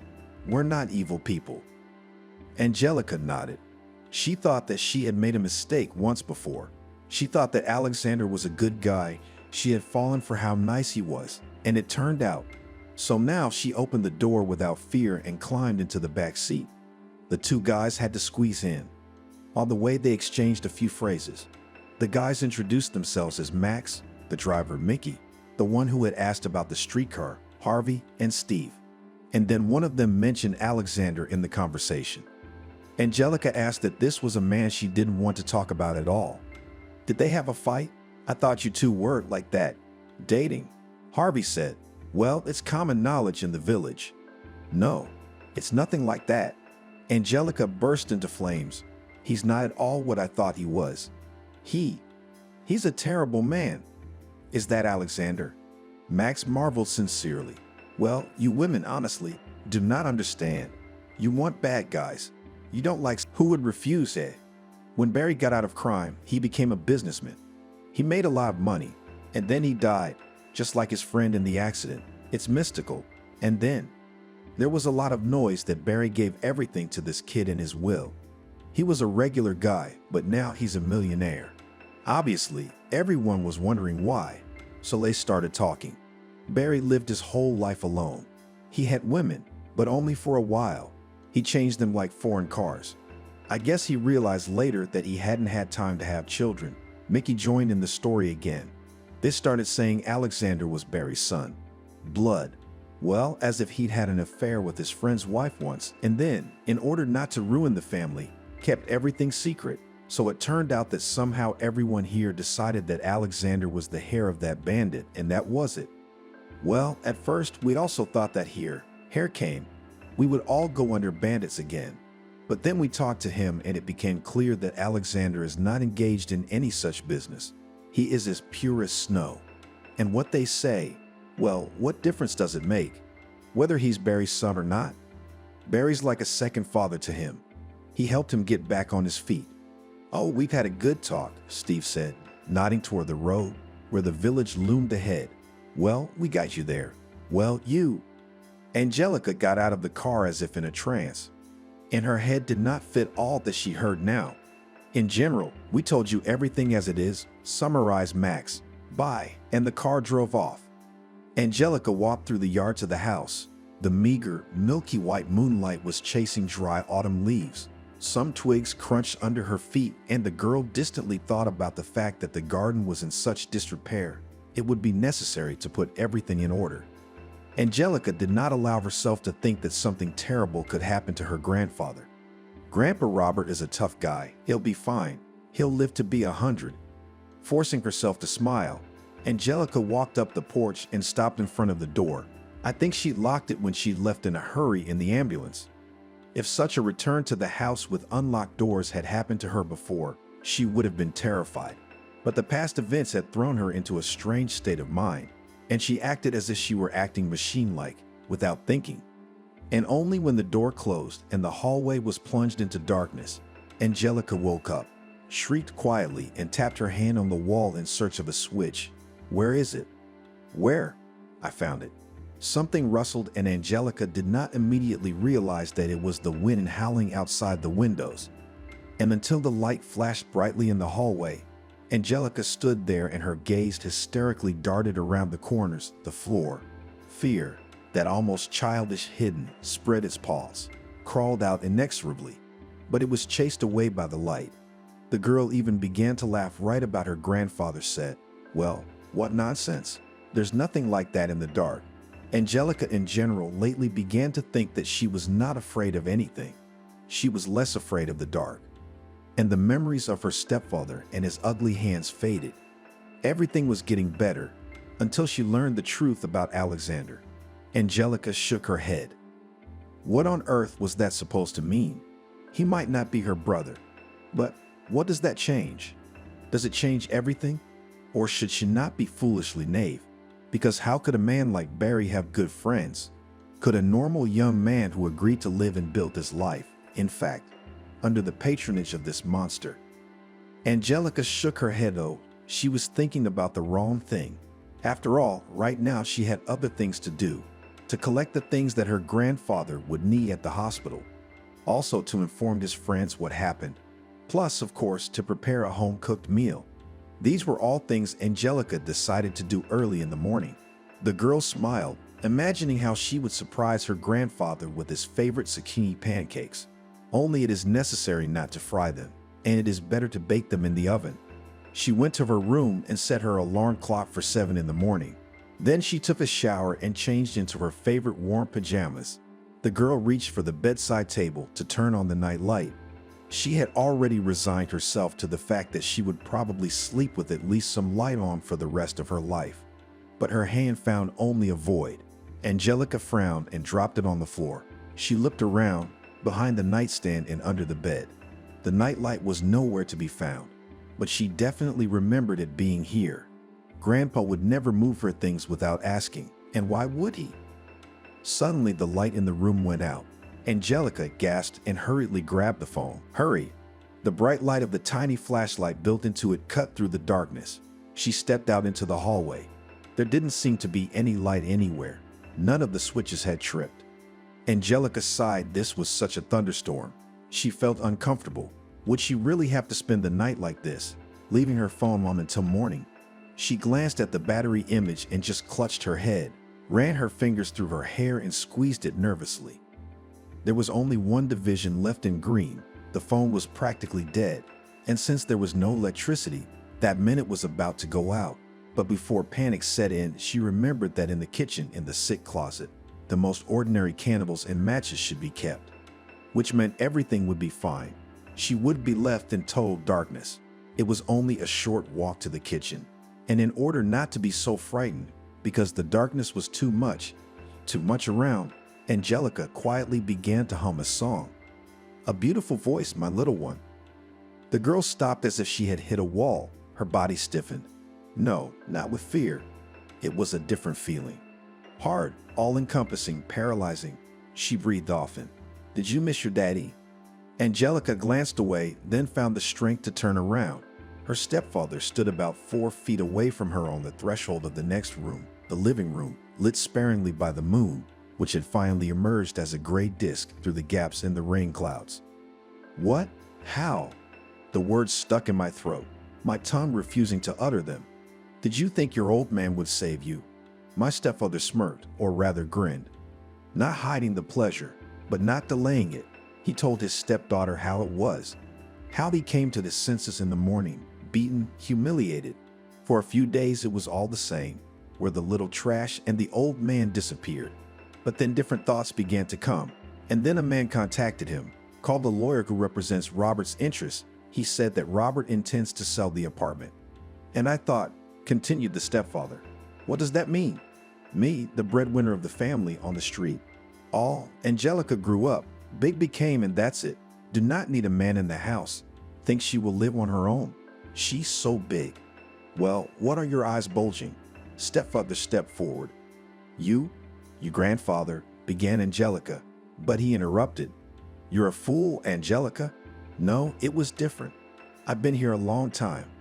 I've been looking after you. Well, it's a nice house. Expensive, I suppose. And you were so poor. Well, we'll fix everything, he muttered quietly, thinking something over, and smiled at her again in a nasty way. He looked at her from top to bottom, as if he were groping her. You're hiding in your pajamas like a sack. You should put on a nightgown, or even better, stockings. Angelica shook. She shook her head. No, she whispered, feeling tears forming in her eyes. I was just thinking, the stepfather continued, and took another step. How fortunate it all turned out. The old man's gone. You and I, sweetie, alone. It's a long night. We'll have time to talk, and you'll have time then to sign over your share of the apartment. It was only here that Angelique realized her mistake. She should have run to the street and then to the village. Of course, there, on the road, there would be nowhere to hide. But what prevents his stepfather now go looking for him? And the girl also thought that now it was time to call for help, but the phone suddenly went out of battery. Whimpering, Angelica shook it as if that would revive the battery. In this room, there was also a little light coming through the window. Angelica could see the table, a large armchair with a carved back. This was where Grandpa wanted to make an office, and suddenly her eyes caught on the bag, her grandfather's second travel bag, which had disturbed her on the train. It took Angelica only a few moments to remember what was stored there and how it could help her. Meanwhile, behind the door, somewhere in the corridor, John's drunken shouts and the sounds of doors opening were heard. He was checking the rooms, looking for her. And there was no doubt that sooner or later, and most likely not too late, he would reach this one. Could there be another way out? Angelica ran to the window, opened it, but second floor.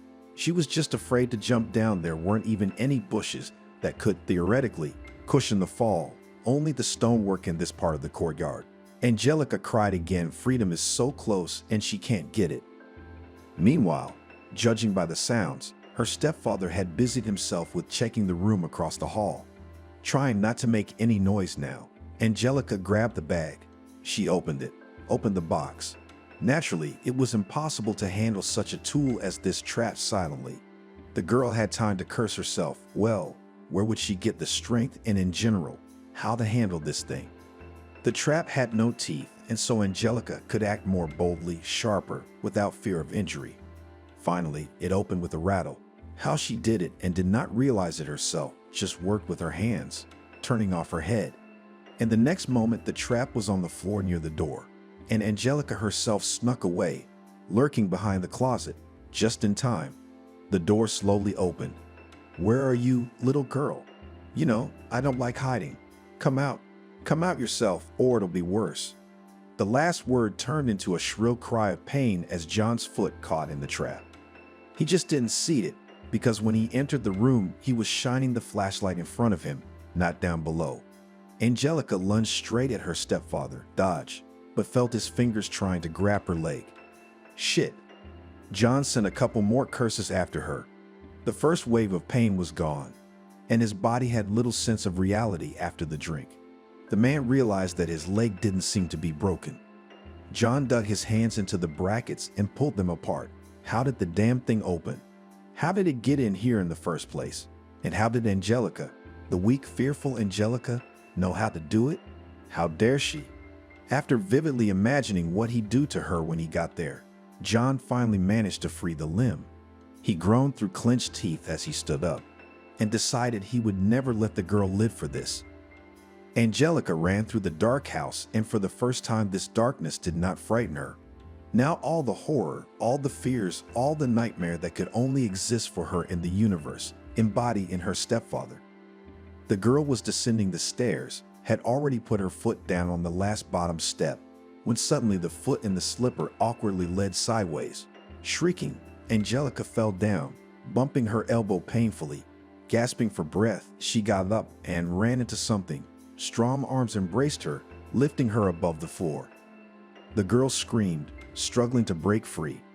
"Angelica, it's okay. Angelica, it's me." The familiar voice had a better effect in an instant than if the light had suddenly turned on. The light, by the way, was coming from the street through the open door, and it was coming from the flashlight dropped on the floor by the one who was holding her. Angelica stared at Alexander's face, opening her mouth helplessly. For some reason she couldn't speak. Finally, she squeezed out hoarsely. "Your stepfather." Alexander nodded, then bent down, picked up the flashlight, and holding Angelica under his arm, led her to the door. "Come on, I'd already called for help." But she couldn't take a step. Her ankle was pierced by pain. Alexander picked her up in his arms and carried her out of the house. His car was just outside the yard gate. "What? How did you?" Angelica clung to him, clung desperately as he set her on the ground, and then, opening the door to the front passenger seat, helped her into the car. "I'll tell you later," he replied sternly. "Stay here." "Where are you going?" "No." Angelica was horrified when she realized that Alexander was walking back to the house. "It's all right," he turned to her. "But he mustn't go. He can't get away with this." "A trap," Angelica said hurriedly, wrapping her arms around her shoulders. "I said a trap." "What?" the boy asked in surprise. "Where did you? Are there traps in the house?" "One. Grandfather's. I put it in the room he came in and he got caught with his foot." "What have I done?" Alexander came back, leaned toward her. His palms rested on the girl's face, forcing her to raise her head and look into his eyes. "Don't worry. Everything will be all right. Just be here." Much later, returning in memories to the events of that night and the next day, Angelica wondered how all of them, starting from the moment when Alexander took her out of the house in his arms, were put together in one brief segment, as if cutting fragments from a movie in which she, by the will of an evil fate, was destined to play the main role. The stepfather was too drunk and clumsy. He ran into Alexander at the top of the stairs, but he almost fell down, and the guy easily managed to pull him to the floor and tie the villain's hands with his own belt from his pants. And then came the hell. It turned out that Robert's grandfather in the village was a lot of old acquaintances. Someone visited him in the hospital, and of course, because of the visitors was nothing to think about, even a little time to keep what happened in secret.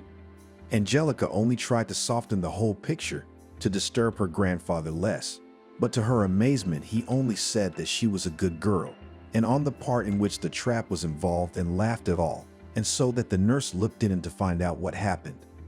Nothing, he said, wiping the tears from his eyes. Here, I had a memorabilia with a history, a trap antique.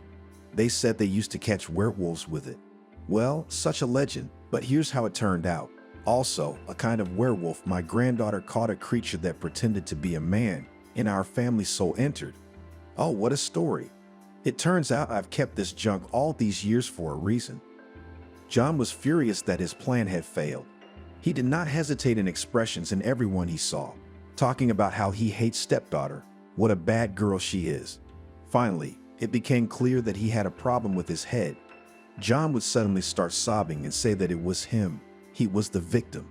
Because while he was sitting there in the darkness of the house, while he was walking through it wounded, he had suffered all sorts of things. He swore on his life that Alexander, who had grabbed him, had eyes that burned with fire and claws on his hands, that he smelled of wet dog and had fangs in his mouth that glistened in the moonlight. He was also afraid now, hysterical if he was in the dark. John had been declared insane. You won't see him again, Alexander said, and hugged Angelica gently and tenderly, so tightly that it was easy to feel the desire to shelter his beloved from the world. He told her that some time ago he had become aware that his stepfather was looking for Angelica. Alexander learned that John had come to the village, and while the stepfather was watching the girl, he himself was being watched. Alexander wanted to wait a moment and have a serious talk with this man, threaten him, but here it turned out he missed it. At some point, he got word that John had gone somewhere. At first, he thought that John had left the village, but when he realized where he had gone, he barely managed to save Angelica. And almost immediately, the day after the rescue, Alexander clarified the most important thing. He said he was not related to Barry by blood. He'd had doubts about that, even when the family friend had called them over. He told Billy himself honestly about it, admitted that the rumors had raised doubts. And to dispel them, he suggested a paternity test. And it turned out that the rumors were just rumors. And Alexander also told that in confidential conversations, his patron expressed regrets that much in his life has done wrong, a lot of evil. Robert, after Alexander saved Angelica, changed his opinion of him and added that during his illness, he had plenty of time to think about everything. I was wrong, Robert said firmly. Just because Barry was his family doesn't say that Alexander himself is bad. After all, John was in our family. There are different things after all. Alexander objected suddenly. I took him in willingly, and you and your granddaughter were forced to live like this, but I'm grateful that you're giving me a chance. I just see how you have changed Angelica, Robert grinned. She has blossomed with you. Anyway, since there is no other elder relative, I personally give the go-ahead for your marriage. Grandfather, Angelica exclaimed. We do not. You beat me to it, Alexander smiled. I was going to propose to Angelica, but apparently, now there will be no surprise. But the essence won't change, will it? With these words, Alexander knelt down on the floor and took out a scarlet velvet box from his pocket and opened it in front of Angelica. I am not good at long, beautiful speeches, probably because I'm more used to writing books. I just want to say that I love you. I guess that's what they call love at first sight. I want us to be together forever, and I'm willing to do anything for that. Angelica listened, and it seemed to her that all this was not happening to her. And at the same time, they did not doubt the truthfulness of Alexander's words. I agree, the girl answered quietly, and the next moment on her finger was a ring with a large, transparent, and shining, like a dewdrop, diamond. In addition to Robert's grandfather, there were other patients in the room, and they, who had been quiet, but had been watching with great interest, suddenly began to say congratulations, and some of them even clapped their hands. A nurse, now displeased with the double, looked in again, but when she heard the cause of the commotion, she could not remain indifferent to it. After Robert recovered, of course, they talked about the future. If earlier grandfather was going to sell the apartment in order to make his granddaughter a single room and to buy a room for his old age, probably with the same lonely old people, now there was no need for this. Alexander was sufficiently provided for Robert to keep his home. But that was not all. Angelica's future husband insisted that the house in Kabankiki should be put in the best possible condition, providing it with the best modern renovations, but necessarily one in which the house could retain its unique original style. Grandfather was right. Alexander's society continued to influence Angelique in the best possible way, and by the time they were married, she had rid herself of the heavy burden of past memories. The night after the wedding, when it was time for bed, Alexander smiled at his young wife and asked if she should leave the light on for the night. "No," replied Angelica with a smile. "Now I am no longer afraid of the dark, because I have you." Soon after the wedding, the girl realized her dream of entering the same faculty that her grandfather had once studied. Robert said that of course he would definitely help her with her studies, and Alexander published his book, a collection of legends about werewolves, and although his wife still didn't like the scary books and movies her husband sometimes entertained herself with, she read his book and said it was terribly interesting.